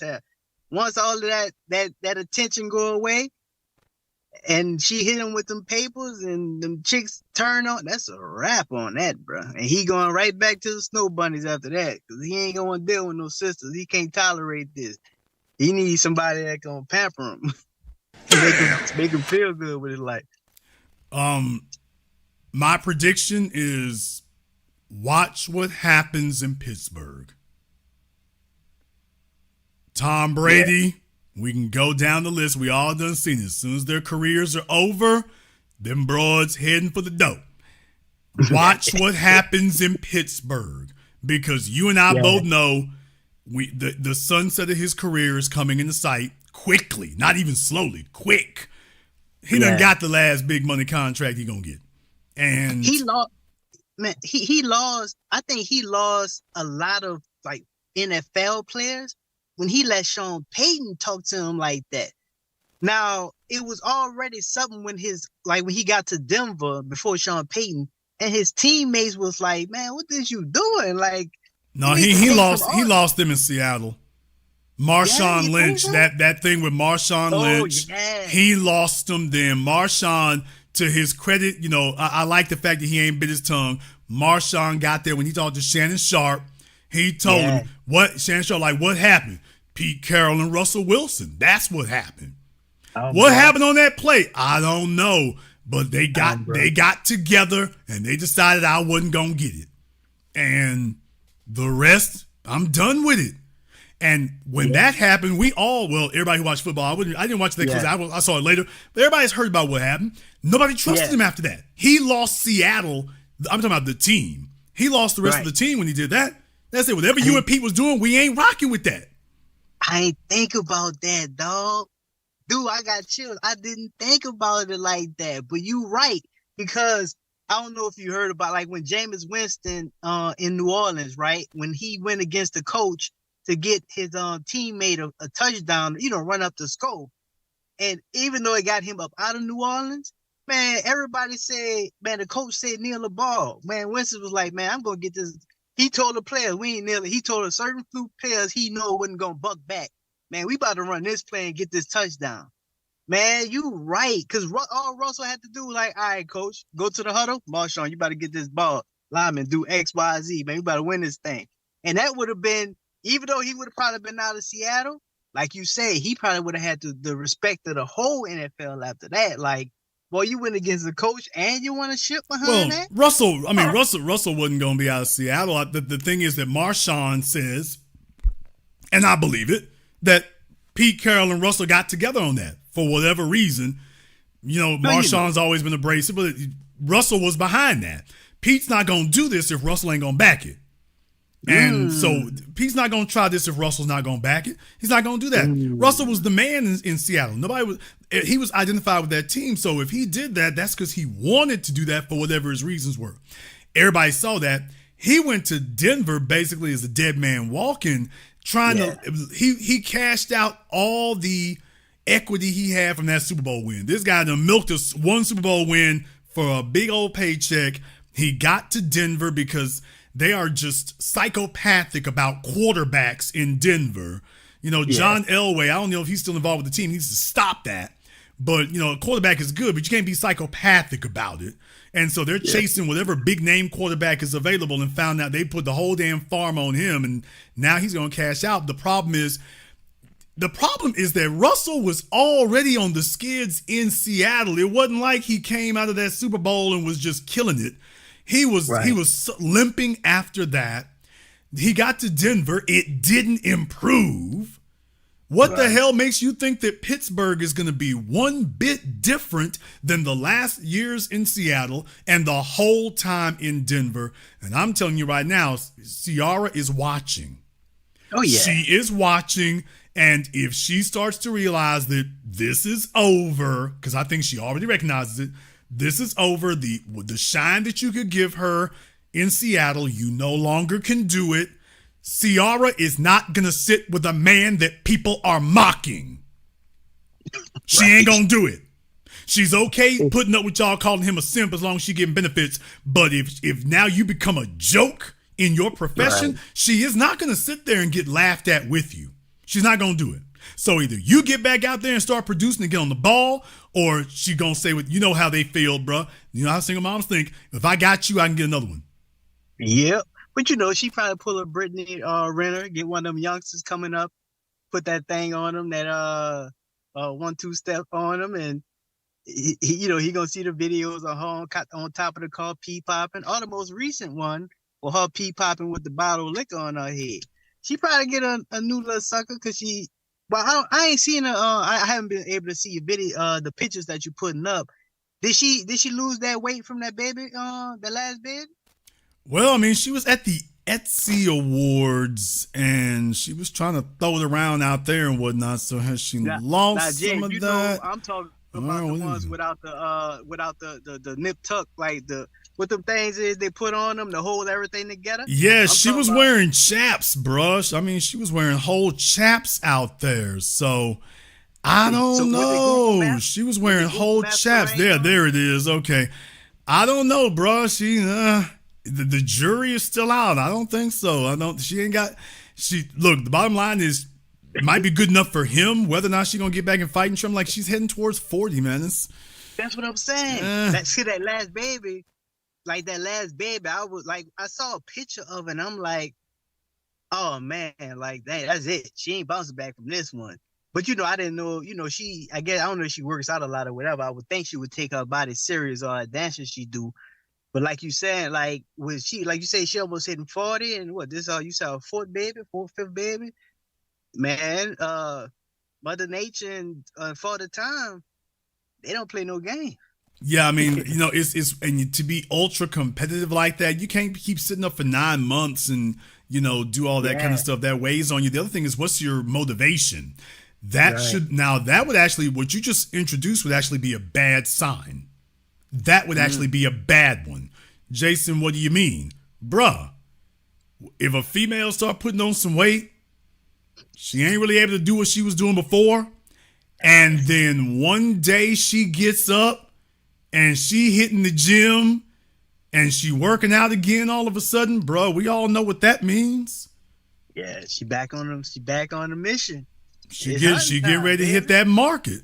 She getting ready to get back out there in that marketplace. So I'm just telling you right now, if she does start getting trimmed up again, oh boy, Russell, out of here at that point. If he has a bad season in Pittsburgh and y'all see her on Instagram at the fitness, at 24-hour fitness, oh, Russell, it's a wrap, bro. Hope you got your lawyer on deck. It's a wrap. She already making that move.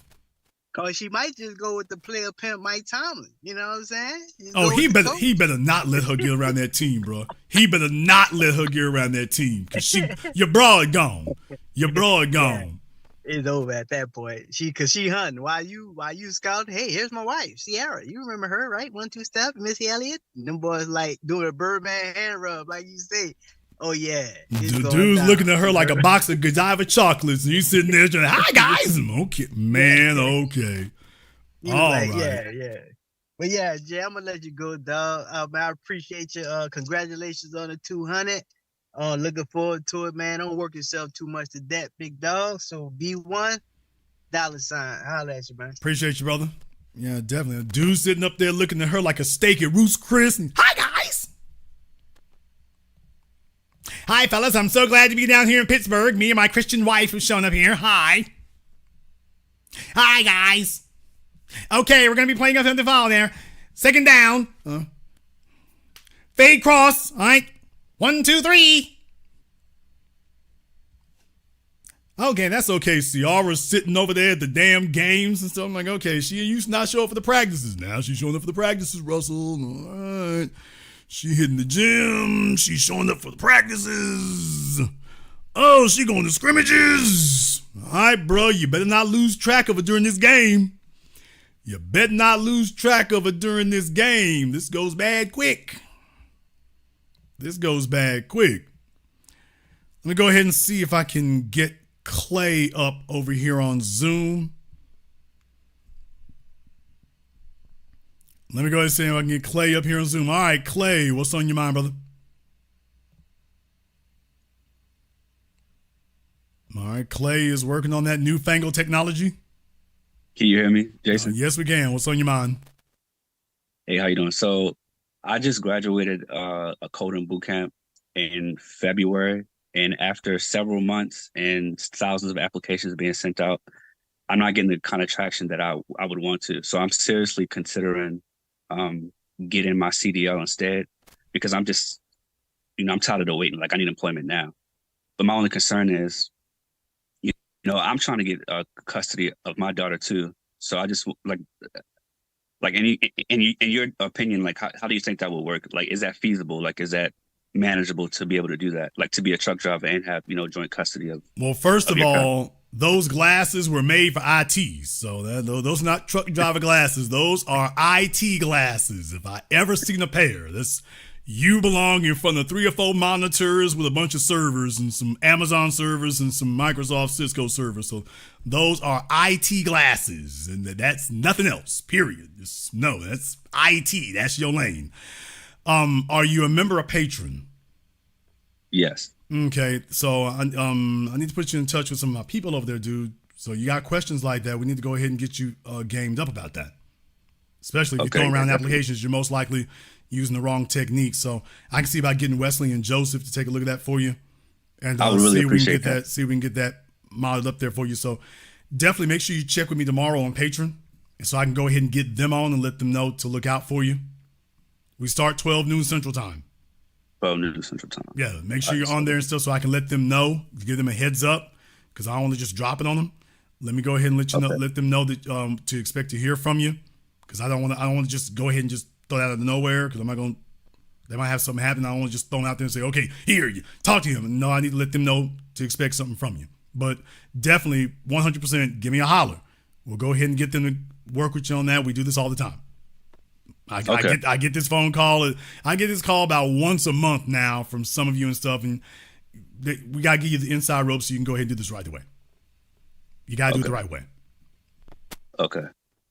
Yeah, that's cool. So I'll definitely, I'll definitely tune into tomorrow's broadcast on Patreon.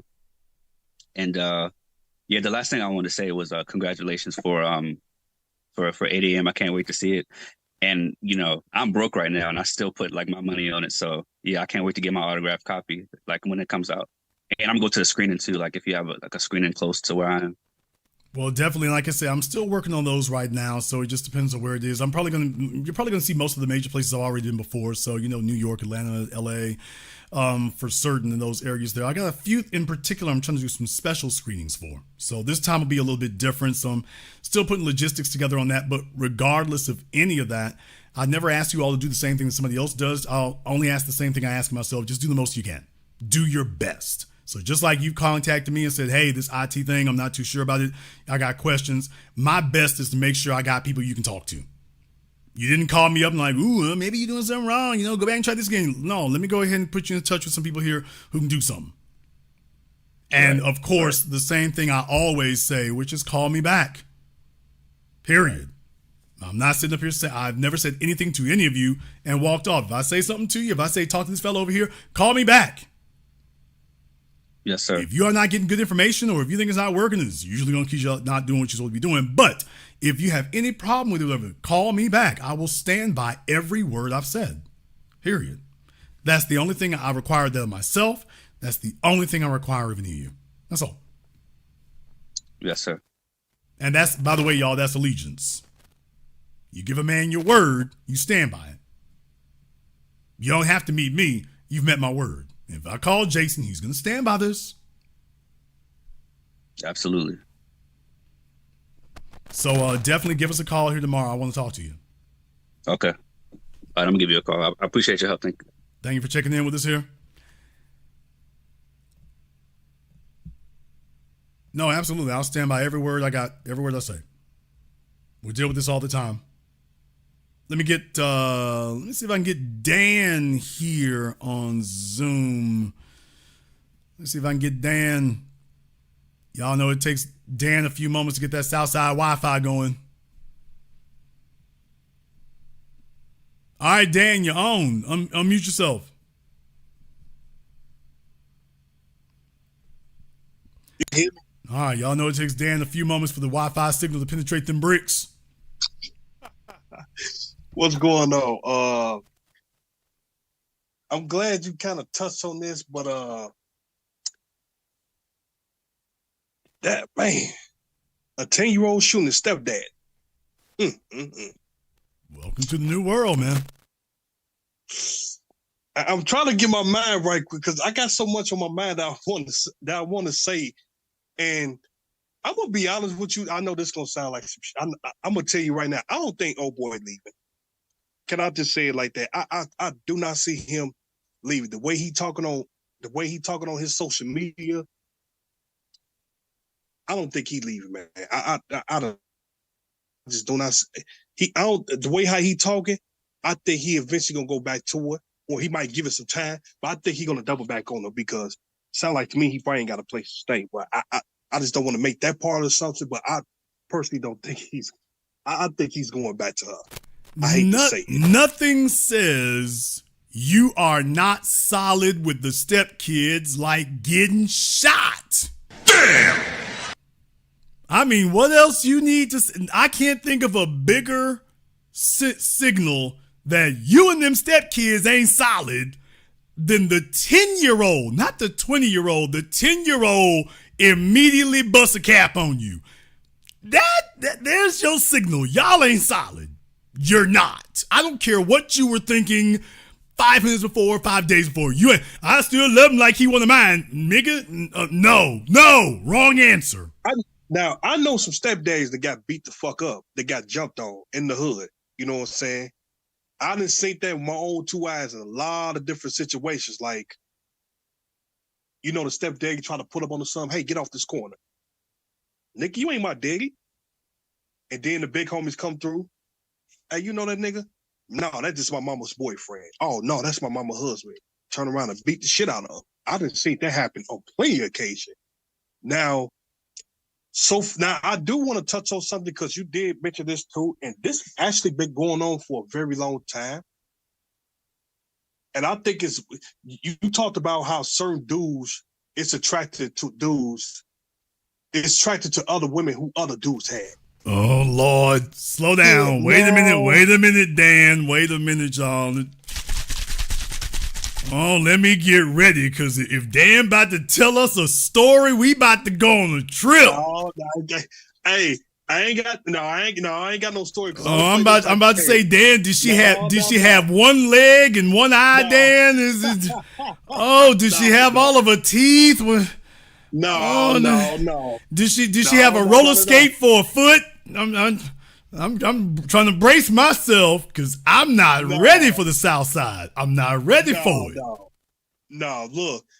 But I do see a lot of that going on. I'm going to tell you something else that's been weird to me my whole life this type of shit still going. That other dudes sleeping with their homie. I mean, other dudes who trying to get with their homie baby mamas and wifing them up like that. That Joe. For the life of me, man, like I cannot fathom shit like that. Like, bro, but here's my thing. Dangerous type of niggas. But here's my thing. I'm not even talking about that. I'm not talking about dudes trying to sleep with their homeboys, women. I'm talking about strangers. Yeah. Trying to sleep with your woman or your ex because they heard that you were sleeping with her. I'm talking about that. Yeah, it's a lot of you know what I believe what it is, and it's a lot of to me. It's some danger. That's some dangerous sugar cookie. I think that's some hater shit. Well, that dude sleep with a shit. I want a piece of that. That's weird to me, man. Like, dude, grown men do not operate like that. That shit is weird and gay as hell to me. To be honest, well, I can't say the word gay. My bad. I ain't trying to get YouTube shut down, but that's weird to me, man. The only time I ever hear dudes say shit like that, not like that, but like, you know what, I'm gonna sleep with her based on some revenge type of shit. You know what I'm saying? Like, you know what I'm saying? It's kind of like, hey, if I can't get to him, you know what? I could go and fuck his bitch. Well, it would be different, and it would be different if they were talking about one you were with. I'm like, they chasing your exes or leftovers. And I'm just like, so what do you, just out of curiosity, what do you plan on doing? You plan on, like, you know, posting pictures or something, and that's supposed to make me feel or think what exactly? So it's just real strange, man. It's real strange. I don't get it. I think what you're saying is a very good element. It could be a very good element to it. There's, you know, some haters. It's their version of hating, and they're powerless at anything else. So this is all they left with.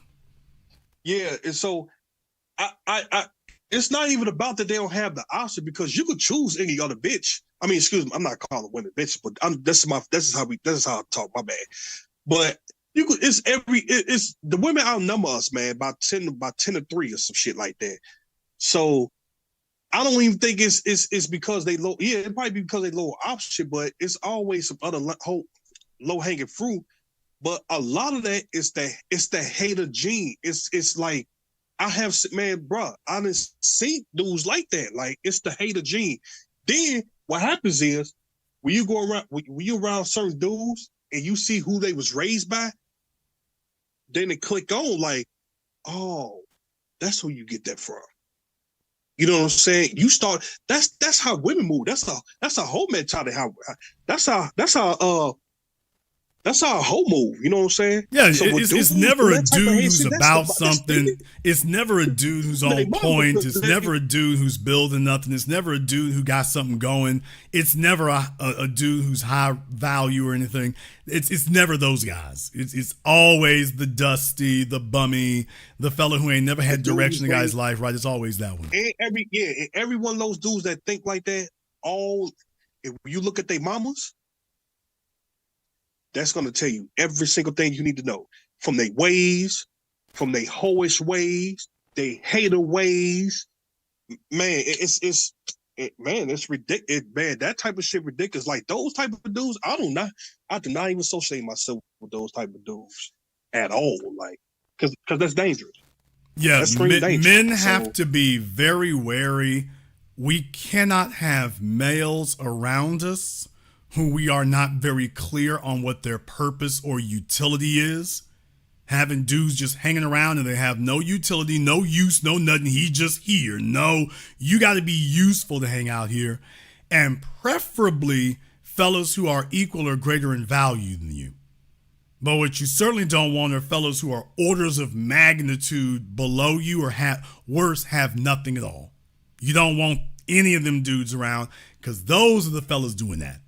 They ain't got nothing better to do than sit up here and make designs on chicks you don't even know anymore.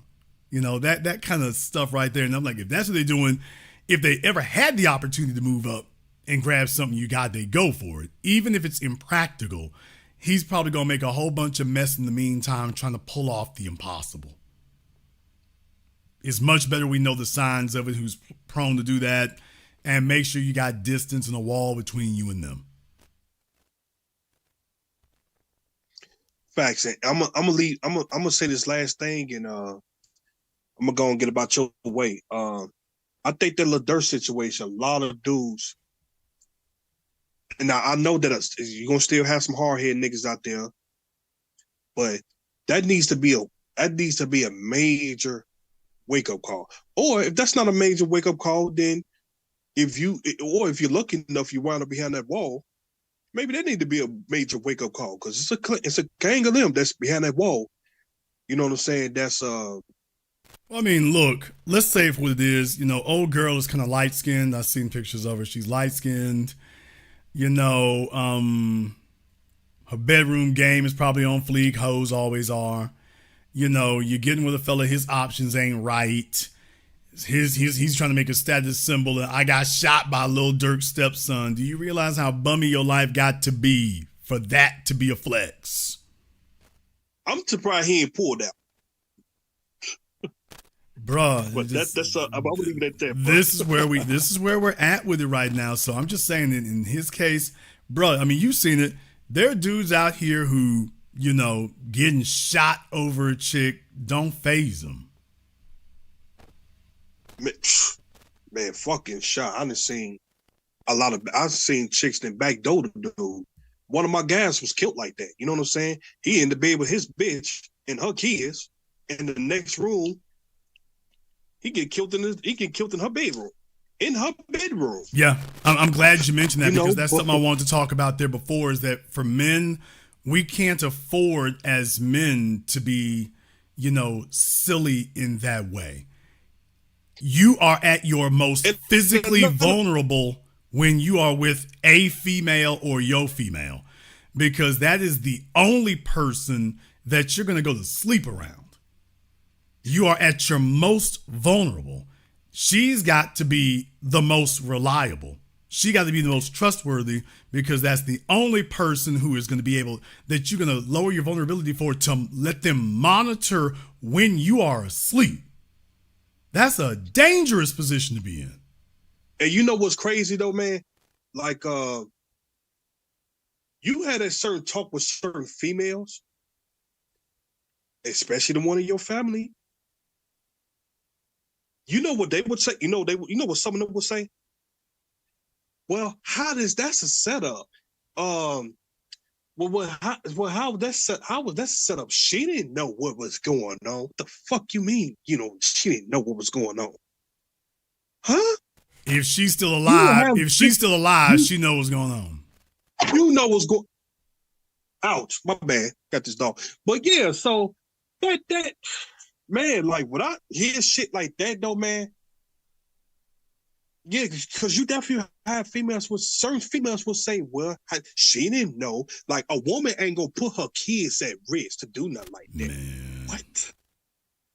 Man, it just crazy. And a lot of time you just gotta watch all things, man, because if you talking to a chick and she say some shit like that, like she don't know what's going on, man, you better keep your motherfucking eyes on her because She might do that to the next dude, or might do that to her. Matter of fact, it's chicks do that to their own siblings, their own family members. You gotta be all, careful if you're a male and you ain't got nothing. If she wants to check you out, you definitely got to be careful if you're a male who has something, because if you ain't gonna break it off, it's like, okay, let me go take that. You can't afford to have that. So yes, especially where females are concerned, you are at your most vulnerable when you're asleep. And as men, generally speaking, the only person we really gonna sleep around is a female. So she got to be solid. You cannot have an untrustworthy female in your life. You can't have it. You can't have it. That is a security breach. You're taking your life in your hands. You're taking your life in your hands. Or, off of what you just said, let's just say, for example, that what you just said is correct. She don't know. Okay, you can't afford to have a goofy ass female who don't know how to keep the spot safe. You can't afford to have that. So whether she does it on purpose or whether she did it being dumb and stupid, you just as dead. You can't afford either one of those. They say that pillow talker is a month, bro. I'm just saying, whether she just goofy or whatever. Oh, I didn't know that would happen. Ooh, they was piling me. A man cannot afford to have a goofy female. He can't afford to have a lame. He can't afford to have a chick who ain't on the job. You cannot as a man afford to have that. You can't. And anybody can get got, but what I'm just saying, you can't afford to have that as a man. You can't. You always have to have, the folk around you have to be competent. And if you're going to be sleeping around this person, they got to be the most competent, because they're depending on you to be competent. If it ain't going to be no hoes kicking in the door shooting at her, it don't need to be no dudes kicking in the door shooting at you. If you're competent enough to keep that from happening, to keep her out of harm's way, she needs to be competent enough to keep you out of harm's way. That needs to be the cost and the requirement of being in your presence. Got to be. Got to be. I'll let you have the last word. Keep doing your thing on your broadcast of black. You know, I listen to a lot of your black channels too. You know, I just don't only, even though I might call up here a lot, because you don't have to zoom on the black channel. So keep up doing your thing. It's a lot of great information. You know what I'm saying? That could be into use. That you do spit some shit that's not said on these YouTube streets. And and I respect what you're doing. So let's keep it like that. Appreciate you, Dan, for checking in with us here. Like I say, I mean, fellas, look, that's an important thing to keep in mind here. This one of the issues with the Stepdaddy Trap is, by the way, dude, do you realize how many men she's been talking to before you came along? Prince asked whether or not you are interchangeable. Man, if she feels like she got messed over by a bunch of dudes or one high value, peak value fellas, like when she get with you, that's it. She's on the warpath. She's hateful. She's hateful. Let's be clear. If the best she could do was Lil Durk, now she's with you. It's like, oh, no. You're a downgrade from Lil Durk. She already been out there in them streets and now she's with you. So, okay. No, she ain't got no respect. She has no respect. She's not required to have any. But yeah, talking about this fella here. I bought him big wheels and football leagues with his dad and everything. Didn't know he would do this, but I still love him like he's mine's.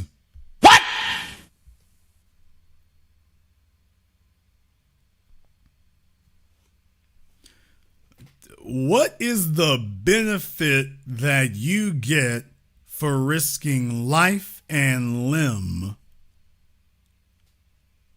over another man's child? A child who has shot you. Yeah, Jason, I know he shot me, but I think we can patch things up. Really? Really? Yeah, I mean, I draw the line to getting shot. That's just me. I draw the line at gunfire. I don't know whether or not I can get along with a kid or not, but the sign that I look for that me and this little bastard ain't gonna get along is getting shot. Yeah, once he open up and start busting, oh, okay, yeah, we ain't gonna make it. No, we're not gonna make it. At all.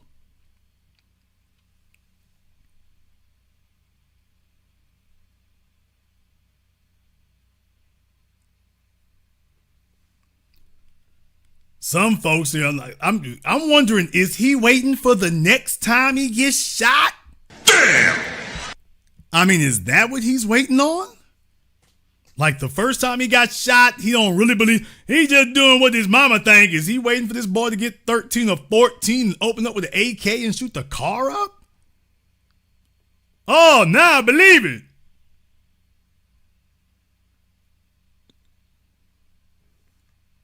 I mean, I ain't really believe it the first time, but man, the second time here, he really opened up. Oh, man. Really, dude? Fellas. And I know I got some dudes out here who are stepdads. No disrespect to y'all, but I gotta let through the light of day. There are no men. You can't have status when other men don't want to be in your position. You've got status when other men wish they could be where you are. Well, now you got status. They don't have status if they don't want to be where you are. And if you're in that position, bruh,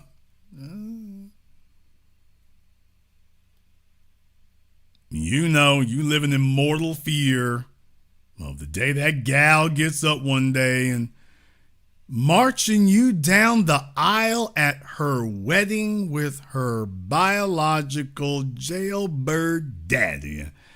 After everything you've done, I couldn't imagine a greater, more heinous act of disrespect. I couldn't imagine a more heinous gesture of disrespect than that you have given up your time and your years and your resources and your affection, and you could have been doing anything else, and you have spent that on this little old heifer over here, and then one day she's gonna march her biological father in there and tell you that you two are equivalent. You spent all that time and it did nothing to supplant her father.